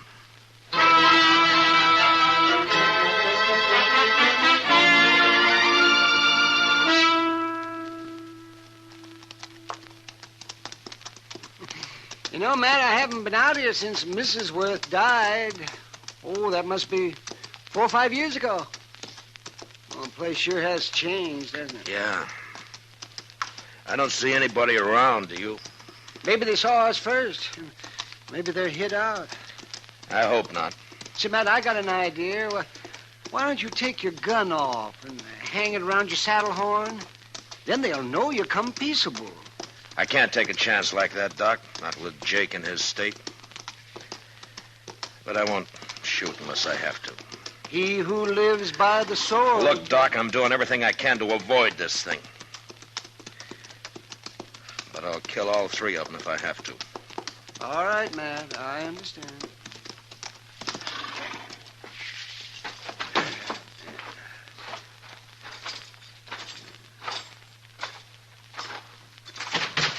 That's far enough, Marshal. Watch him, boys. If he makes a move, shoot. Yes, sir. Jake, I came here to stop a shooting, not to start one. You can stop it, Marshal. Just tell me who killed my son. If I knew, I'd be on his trail, Jake. I'm not sure of that at all. What's Doc doing here? Tell him, Doc. I took the bullet out of Hank. He died soon after. What? That's right, Jake. Now come down here where we can talk like friends, and I'll explain it to you. Stay where you are, boys. Yeah.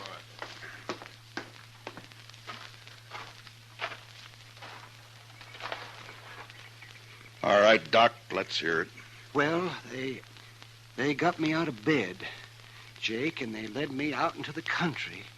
Hank had been shot in the back, and I extracted the bullet, but it was no use. He'd have died anyway. There were 3 men there, and I recognized one of them. Who was he? Well, I had to promise I wouldn't tell, Jake, or they'd have killed me. That don't matter now. Think about it a minute, Jake. Doc gave him his word, and you're asking him to break it. Now, think about it for a minute. I'm thinking. Thinking about my boy, too. Hank's dead. You can't help him now. Shot in the back, and the coward who did it's running free. You want to help get him, Jake? Don't ask fool questions, Marshal. Of course I want to get him. Now then listen to me.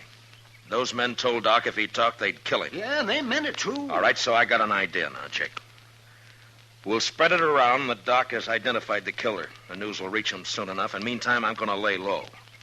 And I'll have Chester tell everybody that I've ridden out after them. Go on. Then we'll just wait. One or two or maybe all three of them will come into Dodge to kill Doc some night soon. They still might get away.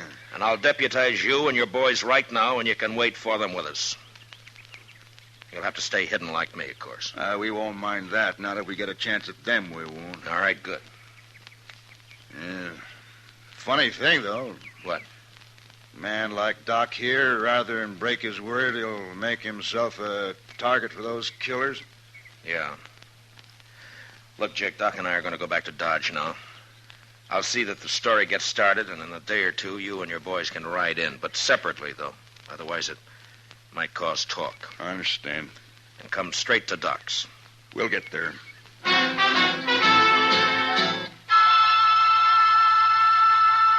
For the next few days, Doc never left his office. I figured that'd make him look scared and draw the killers right into our trap. The rest of us sat around in his back room and waited. Chester kept us supplied with food and coffee, but we began to get pretty restless cooped up like that. And by the fifth night, we were being real careful with one another and over polite. But on the sixth night, about midnight, we got our game. Mr. Dillon, I think it's them. Where? They just rode up Front Street, 3 of them. They're tying up outside right now. They acted too deliberate-like for ordinary riders, so I run up the back way to tell you. Doc, come on in. What do you want me to do, Matt? Take cover in here and stay out of sight. Yeah, whatever you say, Matt. Let's go downstairs and meet them, Marshal. No, we might just scatter them that way. Now listen. One of them will probably stand guard on the street while the other two come up here to get Doc. Chester, you and the two boys go down the back way. Jake and I'll wait in the Doc's office. But don't jump that man till we go into action up here. Do you understand? I got it, sir. All right, then move fast. Come on, Jake. Now what? Well, we'll just wait here in the dark. Good. I'll fix Doc's blanket on the couch here so they'll think he's in it. They're on the stairs now. All right, get back in the corner, Jake, or we'll be shooting each other. Right. Quiet now. And don't start shooting till I do.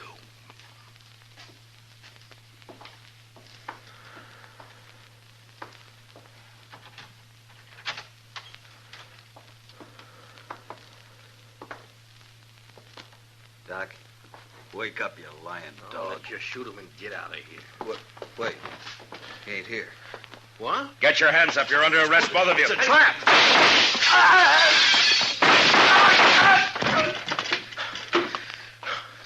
You all right, Jake? Got one of them. I'm all right. Doc? Doc, you can come on out now. Yeah, all right, Matt. They're dead. Light the lamp, will you, Doc? All right. Yes, sir, Matt. I'll light the lamp right here.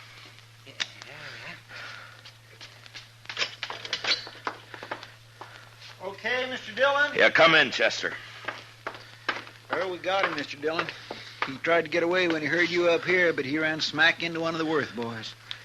He's dead. Yeah. Well, I don't know either one of these men. Doc, you can tell us now. Is one of these the man you recognize? Let me see here. This one here. I remembered later I treated him for a broken nose some time back. I never did know his name, though. He come up on the, up the trail with a herd, I think. It don't matter now, long as they're all dead. Oh, well. Bring the other bodies up, Chester. I'll do the autopsies quick, and I'll get them out of here. It's about time I got something out of all this. Okay, Doc. I'll fetch him. Well, Jake, I'm satisfied, Marshal. Me and the boys will be getting back to the ranch now. Sure. Marshal, Yeah? I doubted you. I'm sorry for that. Forget it, Jake. No. No, it's best I remember. Man shouldn't make mistakes like that. Well, there was no harm done. The way it worked out. I'll buy you a drink before we leave, Marshal.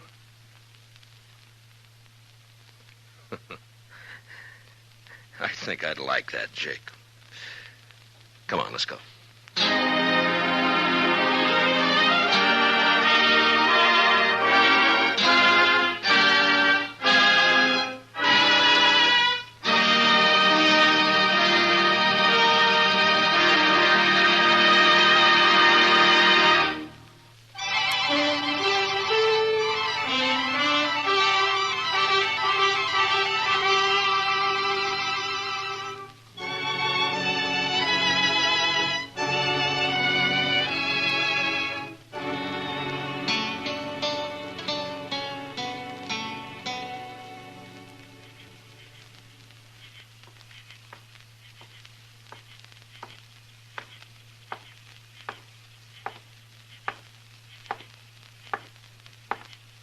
Hey.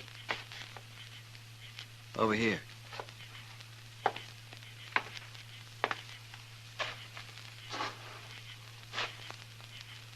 One of the boys said you wanted to see me. Yeah.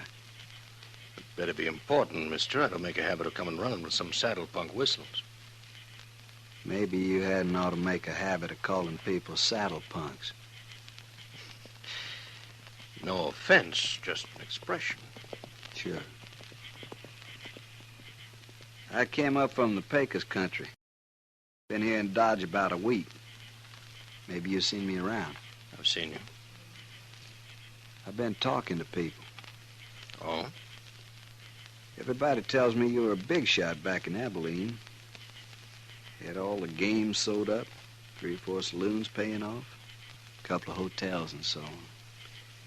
Then the boom busted and you come here, and you got nowhere.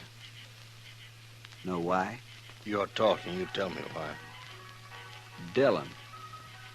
Fella named Matt Dillon, a U.S. Marshal. You tried to scare him and he wouldn't scare. Tried to buy him and wouldn't buy. Tried breaking him, wouldn't break. So? Be worth $5,000 to you if I kill him? Might. All right, get it in gold. Keep it handy. My hard? Yeah, you're hired.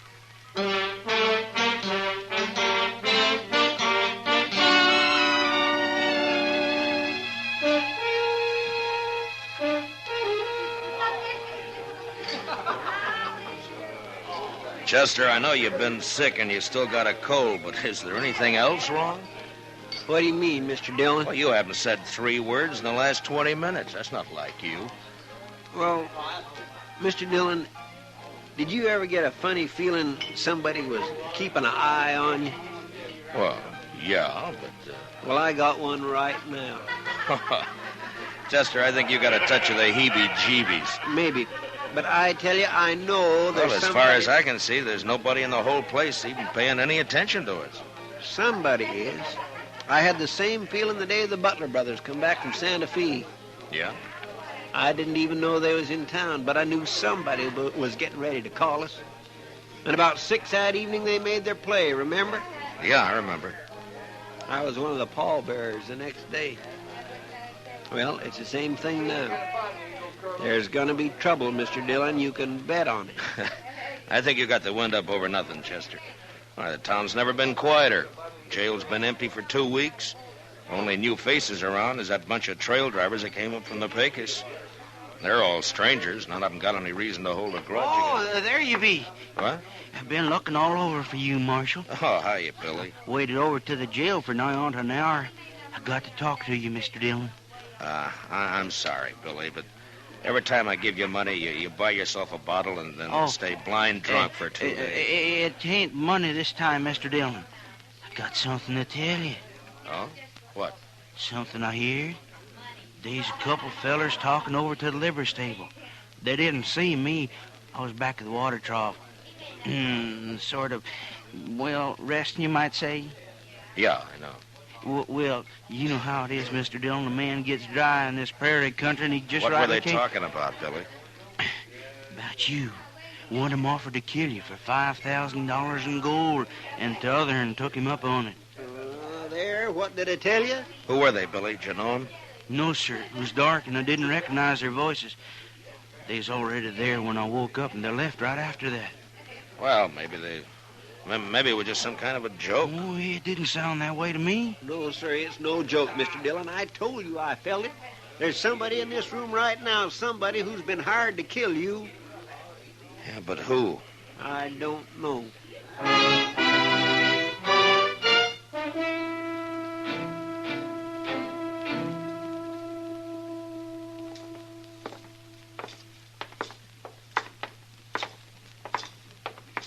Can you figure who'd want to do such a thing, Mr. Dillon? Yeah, I can figure a dozen or two, Chester. Well, if Chester, they was... look, as far as Dodge City is concerned, I'm the law. And there are plenty of men here who'd think they'd do better without any law. I guess it's nothing personal. Well, personal or not, it's got me jumping sideways up my own shadow. Ah, here we are. Come on.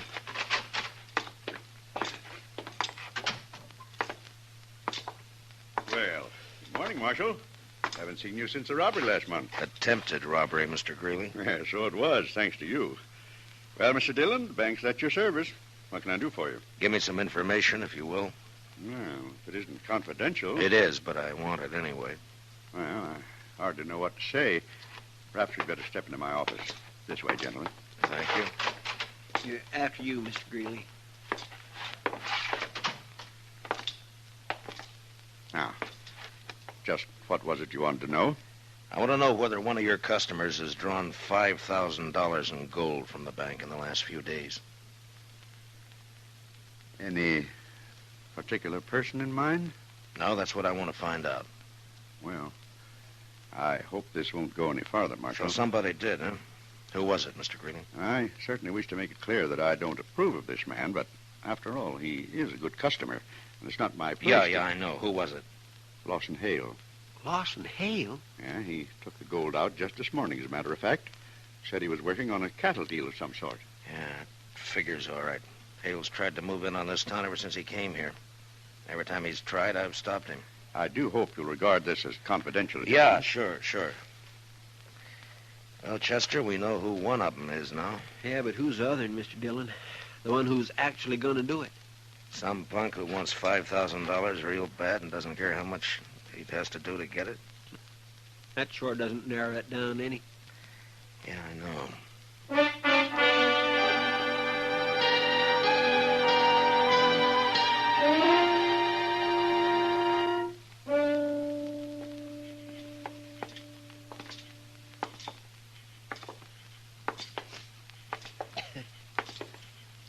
Sure quiet tonight, Mr. Dillon. Yeah? Not many people out. No, not many. The moon is throwing quite a bit of light. Yeah, I guess it is. Kindly makes a target out of a man. Yeah, kind of.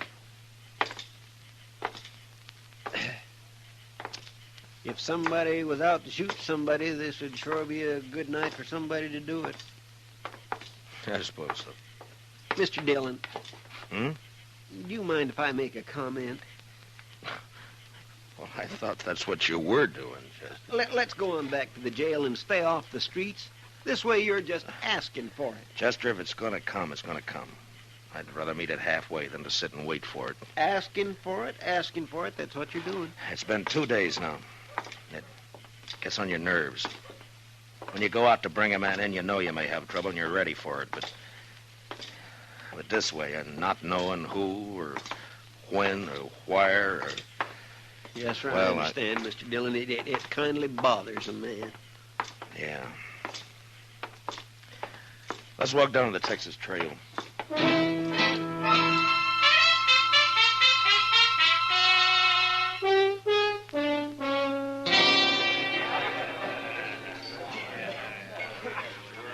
Good to see you, Matt. You've been avoiding us the last couple of days. Busy, Kitty. Something bothering you, Matt? Bothering me? Yeah. Whatever gave you an idea like that? Mr. Dillon? What is it, Chester? Lawson Hale just come in. He's down the bar there. Oh, yeah. Maybe you ought to have a talk with him. Well, that's one way. That's the one I haven't tried yet. Excuse us, will you please, Kitty? Well, sure, Matt. Well, whatever it is, be careful, huh? Abilene was wide open. Yeah. I had it right in the palm of my hand. That's so? The minute the trail driver hit town, the boys would grab their pay and they'd head straight. Something I can do for you? Yeah, I want to talk to you, Mr. Hale. Well, I don't see anything stopping you. Well, we'll move down the bar a ways if you don't mind. It's kind of private. Sorry, Marshal. I'm fine right here. I said we'll move down the bar. If it's that important. Pardon me, boys. The Marshal's all head up about something. Oh, sure.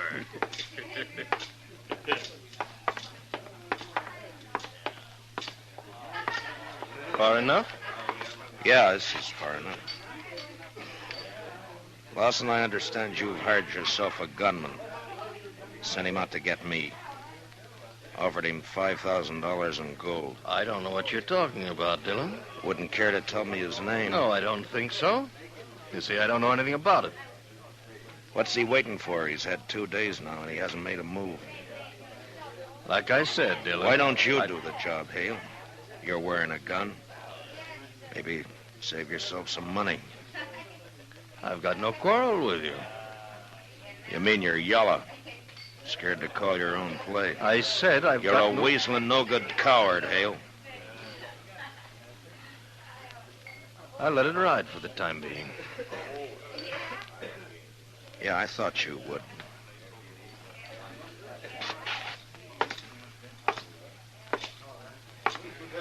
Come on, Chester. Yes, sir. Let's go get some fresh air.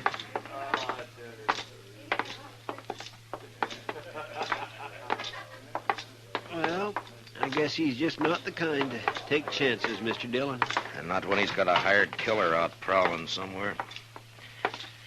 Chester, I'm going to run him out of Dodge if it's the last thing I ever do. Dodge can stand it. If I only knew who he'd hired, then I could force the play myself. This blasted business of having to leave it up to the other man. Waiting. Over there by the stable. Yeah, I saw the flash. Maybe you got him, Mr. Dillon. I don't know. Let's move in and find out. Yes, sir. Watch yourself, Chester. You may be playing possum. Yes, sir. The flash was right here by the corner. Yeah. Well, that's that. Looks like you got away, Mr. Dillon. Yeah, he's gone. Took one shot and then ran for cover. He'll be back.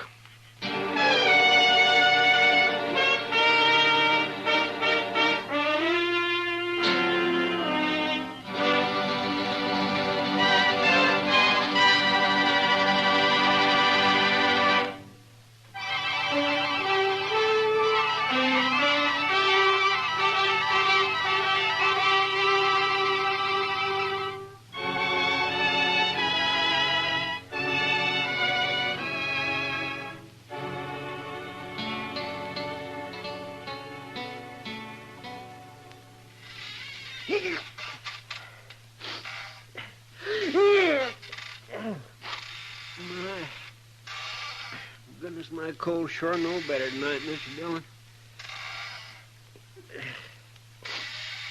My, that fire sure feels good. Yeah. Yes, sir, the old jail seems kind of cozy when a man's ailing like I am. Anyway, it's sure a lot better than prowling those streets waiting for somebody to put a bullet in the back of your neck. Chester, will you stop squeaking the chair? Well, sorry, Mr. Dillon. Yell at me like that, turn you as I'm feeling. 2 more days gone by, and he hasn't made another move. Yes, sir. That cottonwood sure burns up fast. I guess I better shake down the stove, throw another chunk of wood. Wait a minute. Huh? Wait a minute. There might be a way at that, Chester. Loss and hail. That's the only fact we're sure of. Loss and hail. It'd be kind of hard to prove anything, Mr. Dillon. Who said anything about proving it? I got an idea. Come on.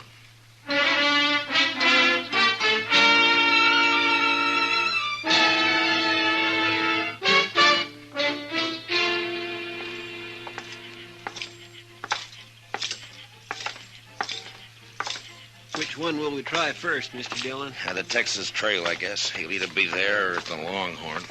All right, Mr. Dillon. What you gonna do? Gonna arrest him, since he won't fight. You saw him back down the other night. Yes, but you got no evidence.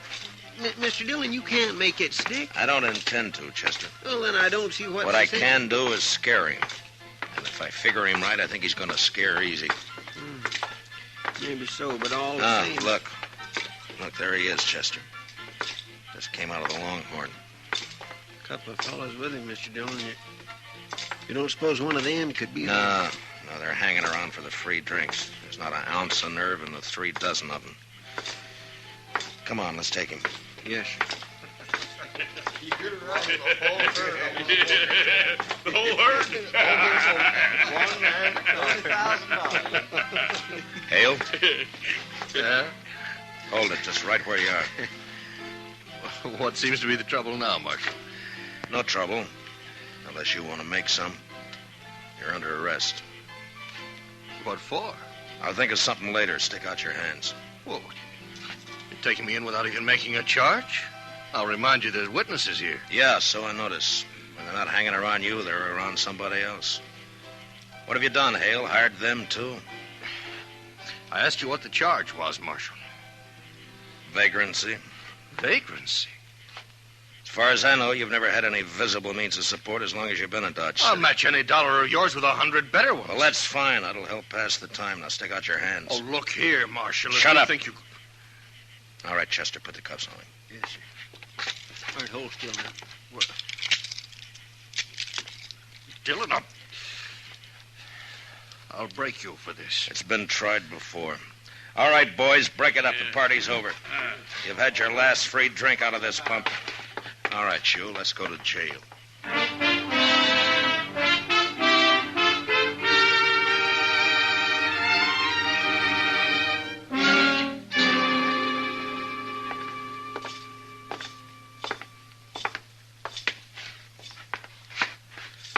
Keep walking, Hale. It's the last cell on the left. I'll break you, Dillon. So help me. Well, you've been trying it for a year. I'm still around. But you won't be after this. I'll take this up. Hold up. Wait till Chester gets the door unlocked. Haven't used this cell for so long, I've almost forgot which pieces. There we are. Vagrancy. I'm living in the best room in the commercial house. Inside, Hale. Now go on, move. No. Now stick your hands up. You won't need those cuffs in here. All right. Make yourself at home. Shut the door, Chester. Yes, sir. Dillon, you've got nothing to hold me on. I'll be out of here by tomorrow noon. Oh, I doubt that. In fact, there's a pretty good chance you'll never get out of that cell. Not alive, at least. What are you talking about? According to the law, I've got a right. The law, huh? You've broken it every chance you've got. Tried to break the men who serve it, like you've tried to do with me, for instance. But when your own neck gets caught, you start hiding behind the law. Nevertheless, all right, fine. Right now, the law out here is kind of sketchy. Some things it covers, some things it doesn't. Well, that's where I come in. Now, this little affair between you and me is one of the things the law doesn't quite cover. So I'm going to run it my way. That kind of talk won't help you any, Dillon. You hired a man to kill me. Offered him $5,000 to get me out of the way. You can't prove that. He's made one try and he's missed. He's still around Dodge. Somewhere waiting, and he's going to try again. But I don't know who he is. So all the odds are with him. That is your problem, Dillon, not mine. I don't know anything about that. You know what'll happen, though, if he does get me. The first thing Chester's going to do is come straight back here to the jail and pump a couple of bullets through these bars here. Huh? Your boy may kill me, Hale, but you're not going to live to profit by it. Oh, he wouldn't do it. Shoot down a helpless Oh, neither one of you would do it. Chester and I have been friends for a long time. Why don't you ask him whether he'd do it or not? No question about it, Mr. Dillon. Of course I'd do it. Oh, no, you wouldn't. Well, you hired somebody to shoot Mr. Dillon in the back. I don't see where you got any kick coming.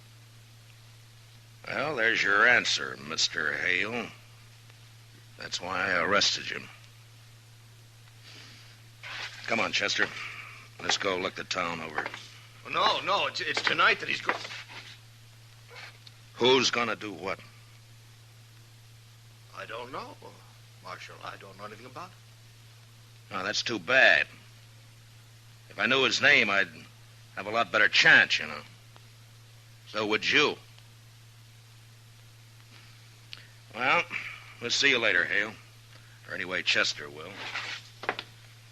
No, Dillon, you can't do it. Don't go on. He'll get you short. Dillon, no, wait. I'll tell you his name. All right. He's a trail driver. He came up from the Pecos last week. I doubt if you know him. His name is Ed Granger. Ed Granger? Yeah, I've seen him around the bars. Dark-haired, surly-looking, scar across his cheek. That's him. Of course, I'll deny all of this in court, you understand? Yeah, sure, I understand. Come on, Chester, let's go get him.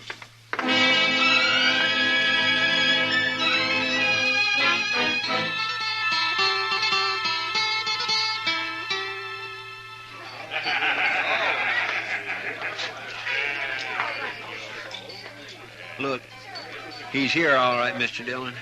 Over there by the pine. Yeah, looks like he's by himself. What you gonna do? Arrest him? Well, there's no evidence, Chester. The only way I see is to make it personal. Let's go. Yes, sir. Now, I want you to stay out of it, Chester. Just cover me, that's all.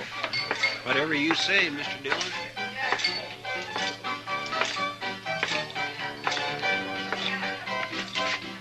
Your name, Ed Granger? Might be. What about it? You know who I am, don't you? Judging by the star, I reckon you're a U.S. Marshal. You ought to do better than that. After all, I'm worth $5,000 to you.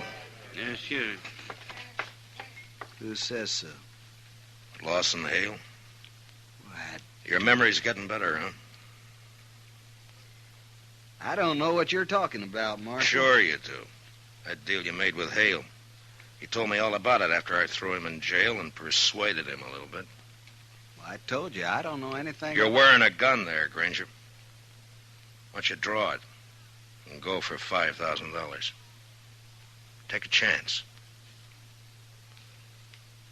This fella you're talking about's in jail. I reckon he wouldn't have anybody working for him now, would he? You tell me. I got no reason to draw on you, Marshal. Not unless my back's turned, huh? I think you're as yellow as Hale is. This won't do you any good. I ain't drawing. You tried to kill me night before last, Granger. Can you prove that? If I could, you'd either be in jail or you'd be dead. Well, since you can't prove it, what's the argument? Just that I don't like the idea of somebody trying to shoot me in the back. If you're any man at all, we'll settle this here and now. Now, leave me alone, Marshal. I haven't done anything.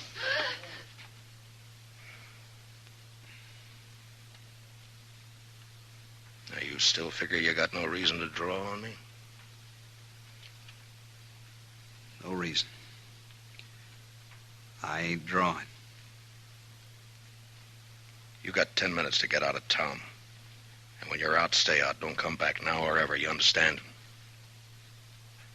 Yes, sir. You can start right now.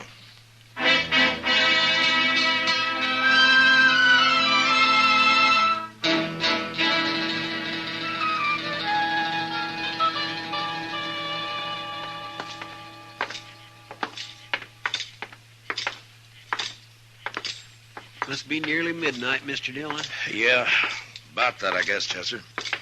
My, this is sure one day I'm glad is over. Yeah, so am I. At least I can breathe a little easier now. Mm-hmm.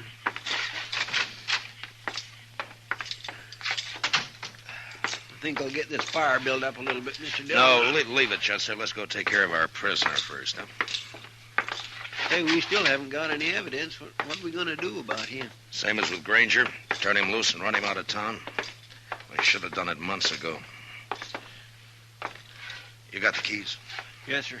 Right here, Mr. Dillon? Huh? What are you looking at?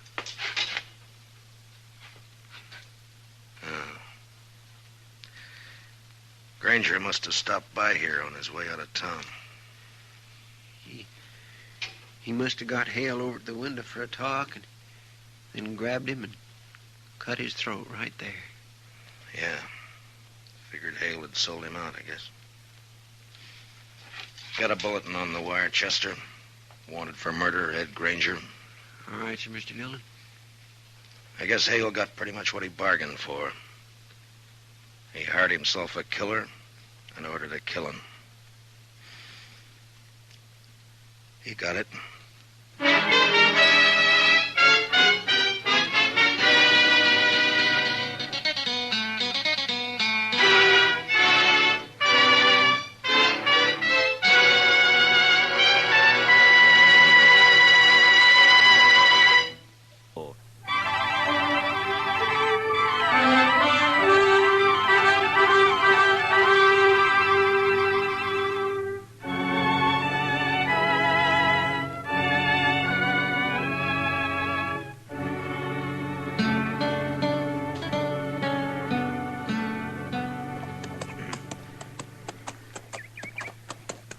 Well, we're inside of Dodge anyway, Chester. There's Ellen Henry's homestead. Wonder how she'd take to serving up a breakfast, Mr. Dillon. I'm plumb hungry. I'll settle for water and the horses. I don't imagine Ellen has any extra food. No, sir. It's gone pretty hard for her since Ethan died, hasn't it? That's the talk.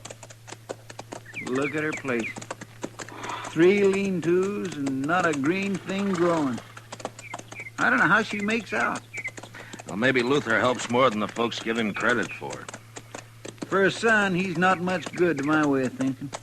I don't know when he turns a hand for his mother between stops at the Texas Trail and the Long Branch. At least not much like his father was. Or Ellen either, for that matter. It's a mite early. Nobody's stirring. Oh. We better just water our horses and ride on, Chester. Yes, sir. Quiet-like, isn't it? Hey, where'd you come from, Mr. Dillon? From the house, I think. Luther? I don't know. You're trespassing. Get off my land. It's Marshal Dillon, Ellen. We just stopped to water our horses. I recognize you. The trespassing still goes, Marshal. You're awful quick to fire, Ellen. Ethan and me never took to folks arriving unannounced. I still don't take to it. Well, that's no cause to be firing on us that way, Miss Henry, especially since you recognized us. Quit whimpering. If I'd aimed to hit you, I'd have hit you. All right, Ellen. Get off my land and stay off. Just don't you get in any trouble with that rifle, Ellen. I expect you'll hear about it if I do, Marshal. Now get. I don't always aim high. Come on, Chester.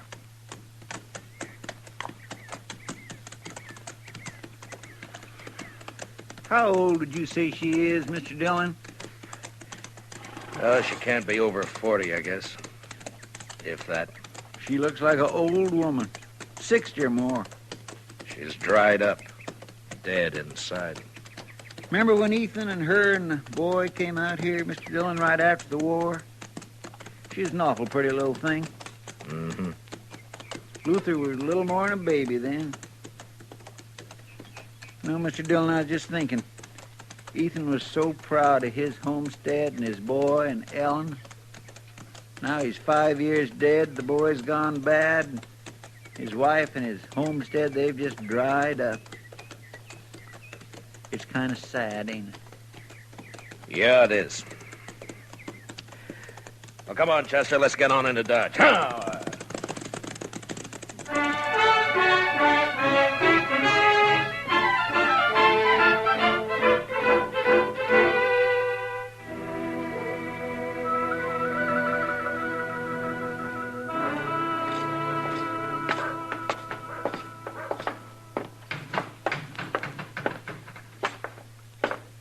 Morning, Marshal. Morning, Chester. Mitch. Oh, Mitch.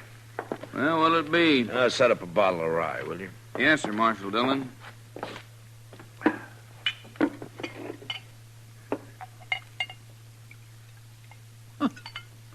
Look, there's Luther over there at the table, alone. Yeah, I saw him.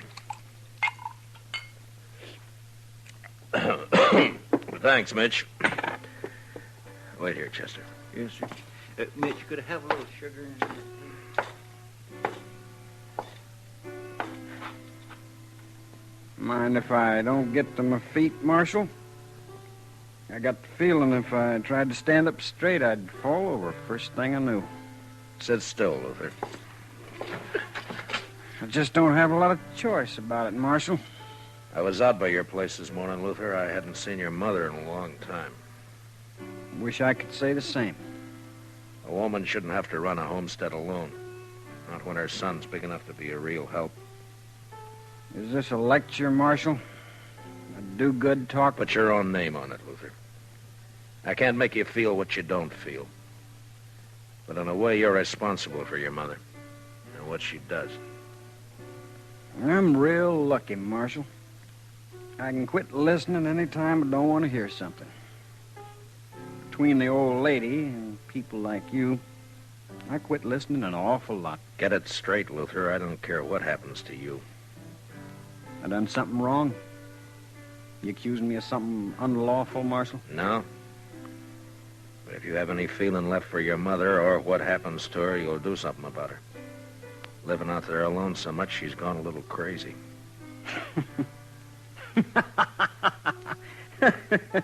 She shot at you. Is that all's concerning you, Marshal?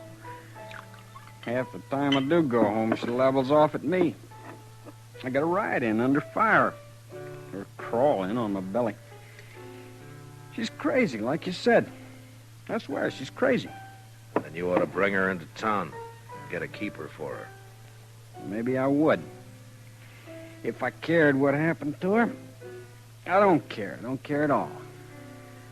Well, that's up to you, Luther. Now, that's just another one of them things I didn't hear you say, Marshal.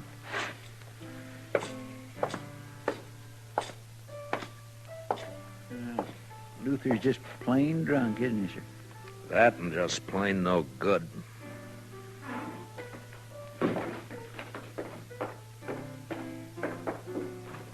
Well, whatever you said drove him right out of here, Mr. Dillon. Mm-hmm. Well, we haven't been in the office since early yesterday, Chester. All right, sir. Only what? Well, sir, Mitch has got a catalog in the back room, and he's not busy, and he says it's just full of things you can order straight from St. Louis. I thought well... You got extra money, have you, Chester? Oh, no, sir. Well, that is not really extra money, Mr. Dillon. It's just that... Well, Mitch swears you can get underwear from this catalog that don't rub your skin raw, and I'd like to take a look at it. All right, Chester, I'll wait. Yes, sir. Thank you. Oh, Marshal. Oh, hello, Cass. Now, what's on your mind? Talk I heard, Marshal. It's private, like maybe we'd go to your office. We can do our talking here. I thought you was always of a mind to get me inside there, Marshal, where you could turn the key on me. Maybe I will someday, Cass. Now, come on, speak up. Yeah, I heard talk at Luther Henry Road cattle off Carnes' place last night. Saw you talking with him just now. Wondered if you'd heard the same. Haven't heard a thing, Cass. Odd you wouldn't know. I was out at Dodge last night, all night. I wonder if it's so. Luther didn't give himself away when you talked just now. You're the one who's heard the talk, Cass. If I got my rights, I can ask questions of you, Marshal. If a man's herd ain't safe, he's got a right to know. Are you worried for Carnes or for you? If Carnes' cattle can be rode off, mine can. No? I didn't know you had much of a herd. What a man has is his own business, Marshal. I'm asking about Luther and the other rider. They say there was two. If Luther's wrong with the law, I'll get him. Is there anything else on your mind? Thanks, Mitch, for letting me see the book. Not a thing, Marshal. But I don't much like your attitude. I can't see that worrying me too much, Cass. All right, Chester, let's go. Yes, sir.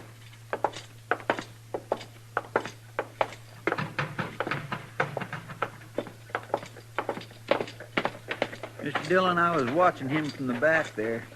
He's a sniveling sort, that Cass. Mm-hmm. Come to think of it, though, I don't know a single bad thing he's done. Know any good he's done? No, sir. Can't say that I do, Mr. Dillon.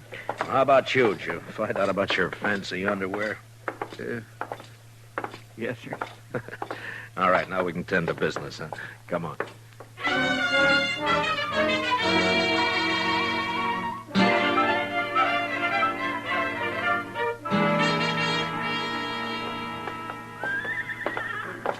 Hello, Marshal. I was waiting for you. Oh, good morning, Mr. Carnes. Howdy, Chester. Well, how do, Mr. Carnes? You got the key, Chester? Yes, sir. Well, I don't see you in town much, Mr. Carnes. Only when I got business, Marshal. No. Well, come on in, won't you?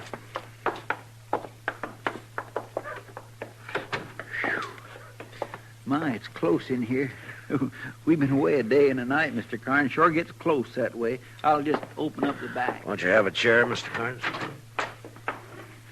I don't have a long piece to say, Marshal. It don't take long to say some of my cattle were stolen last night. Yeah, I heard. So soon? Yeah, Cass Stetter told me about it a few minutes ago. Well, I don't know how Cass come by the information, but it's true. This is the second time it's happened in the last few weeks. You don't keep much cattle, do you? Hardly any. I suppose 100 head's the most I ever had at one time. Mm-hmm. But last night I lost 5 or 6, about the same time before. Cass was of the mind that Luther Henry did it. I don't know, Marshal. One of my hands said Luther was out at my place the other day just looking around. I got no real reason to suspect him. Only thing I know is that whoever it was rides a horse that's shot all the way around. You don't see a lot of that on the prairie. No, you don't. You think there was just one rider, Mr. Carnes? There was 2 from the tracks, but the boys and me lost them in the rain. I thought I'd tell you about it, Marshal. I can't afford to lose the little I got. No, I'll do what I can, Mr. Carnes. I kind of hope it isn't Luther.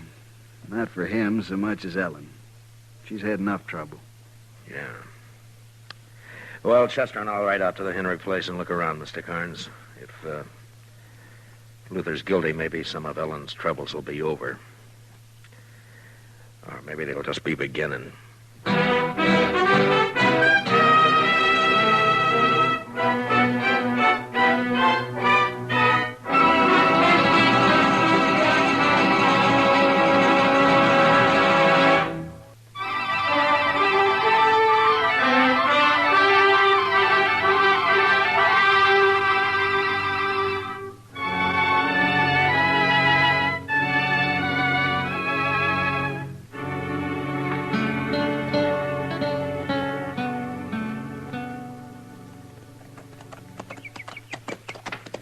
I swear, Mr. Dillon, I feel like I was riding right into the camp of the enemy, coming back to Ellen this way. You think we should be flying a white flag as we ride up, Chester? Well, I'd feel a little safer to tell the honest truth. She's got no reason to fire on us. But I'll agree, that's pretty small comfort. Oh. Look yonder, Mr. Dillon. I think I saw her peering out. It's all right, Chester. Come on.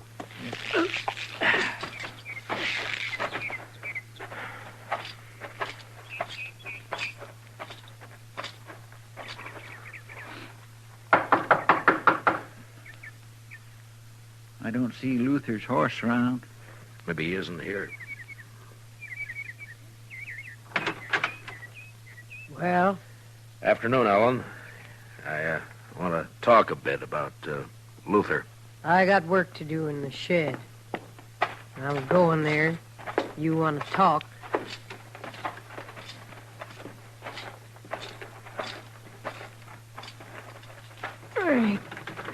Let me help, Ellen. I'll get it.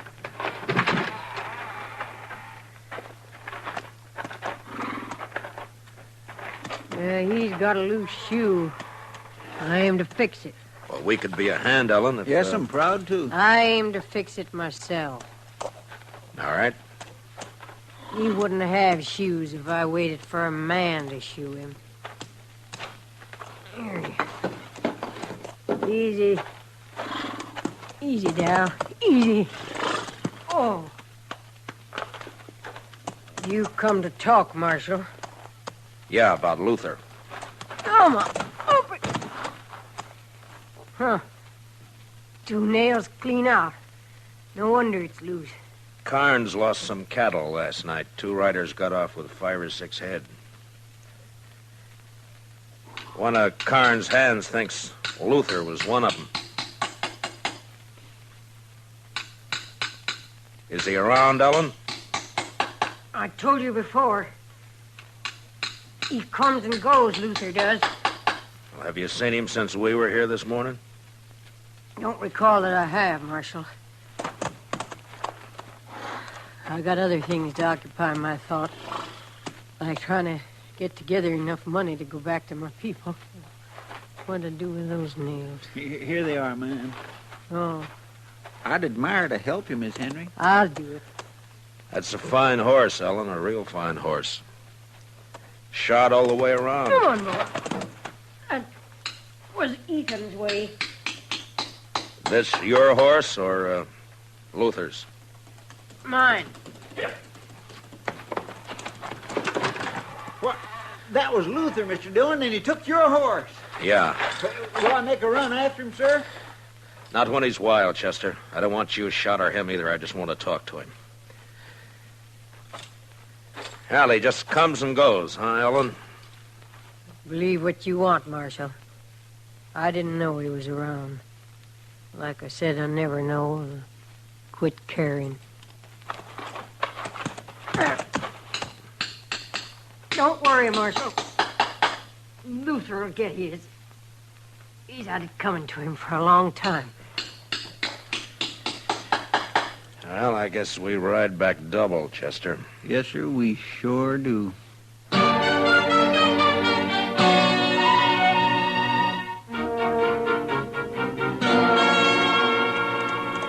Luther sure cut out quick, Mr. Dillon. Maybe he did run those cattle off Carnes' place last night. Maybe. He's running away from something. Wonder where he'll hide. Everybody around here knows your horse. Oh, he's made a lot of mistakes. He'll make more. Nothing says he's going to turn bright all of a sudden. You're not worried about your horse then, Mr. Dillon? I don't think so, Chester. What kind of a woman is that, Mr. Dillon? Ellen? Yes, sir. I don't know. I'm not much of a hand to understand women, Chester, any woman. I don't know. You think she knew Luther was home all along? Maybe. I just don't understand it, Mr. Dillon. It's not right, somehow, a woman not caring about her own son. You hear her? She said right out, I quit caring. It just don't seem right.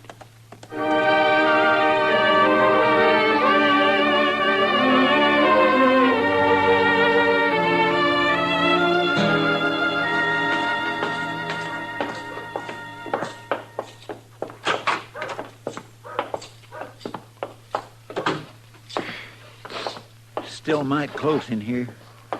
I believe I'll leave them back windows up a spell, Mr. Dillon. I think I'll go up to Emil's blacksmith shop, Chester, and see if he has a horse to spare. All right, sir. There's some paperwork to catch up on if you get the time. Yes, sir. Of course, you'll want to write that place in Chicago about your underwear, the first thing. Yes, sir, Mr. Dillon. I'll be back, Chester. Well, I may not need that horse after all. How's that, Mr. Dillon? Ellen Henry's riding up the street, leading my horse. Well, bless my soul, it sure is. There's something thrown across her saddle. Mr. Dillon, it looks like... Wait here, Chester.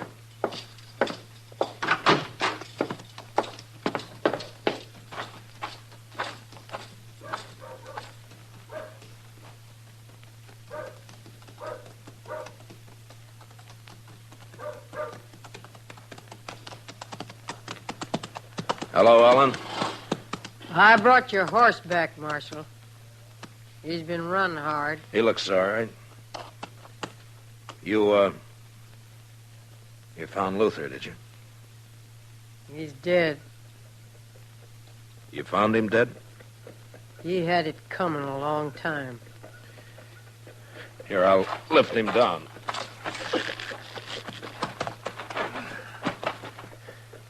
Chester! Easy. Easy, Darrell. Easy.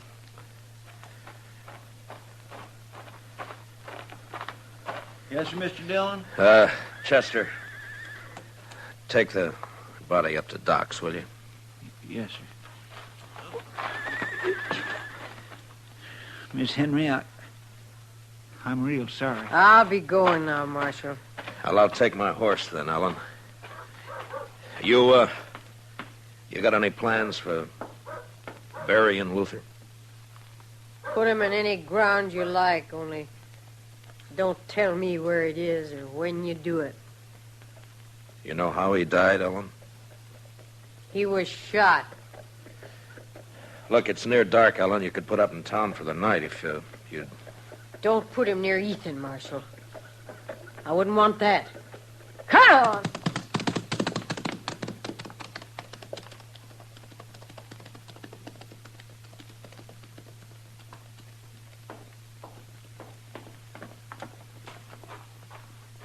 Doc's working on Luther now, Mr. Dillon. He's just plumb full of holes. Yeah, I know. Poor Miss Henry. Even though she don't act like it, I just know she feels terrible. Yeah, she's grieving her heart out. Where are you going, Mr. Dillon? I don't think I expressed my sympathy to poor Miss Henry proper.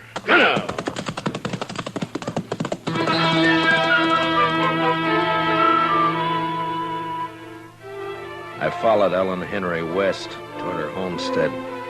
The sun was down now, but I could see her ahead riding hard. There were clouds to the south and the smell of rain on the easy wind that blew in little circles around me.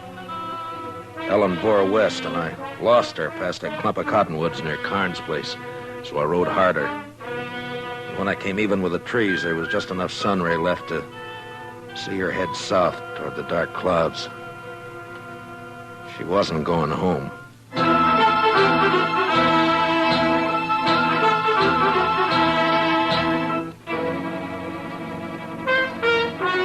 It was dark now. I couldn't see anything. The storm clouds stretched black from the south and fastened over half the sky. And I rode hard against them till I saw the flicker of lantern shine ahead. It was Cass Stetter's place. I left my horse out away from the house and walked in as softly as I could. Cass and Ellen were having their talk in a cattle shed near the You've house. trusted me before about the money, Ellen. What's the rush this time? My work's done, Cass. It was done last night when Luther and me drove them last few from Carnes' place over here. I want my share and Luther's. Him not cold dead yet, and you want a share. Ain't a mother entitled to whatever her son leaves? Mother? You never had no mother feel for him, and him no love for you either. Huh. Ain't you the one to talk about love, though? It takes courage to love with all of you. When the love goes, they take it and bury it in the ground. There's nothing left but hate. I wouldn't kill my own kin. You wouldn't be that honest. You won't even steal cattle yourself. You buy it off of them as has the courage to ride in and rustle it. Yeah, well, how'd it feel, killing your own Ellen? Like it'll feel killing you, Cass. If you don't give me the money here and now, like nothing at all. Luther's dead and gone because he tipped his hand, showed his face around Carnes' place, talked big in the saloons.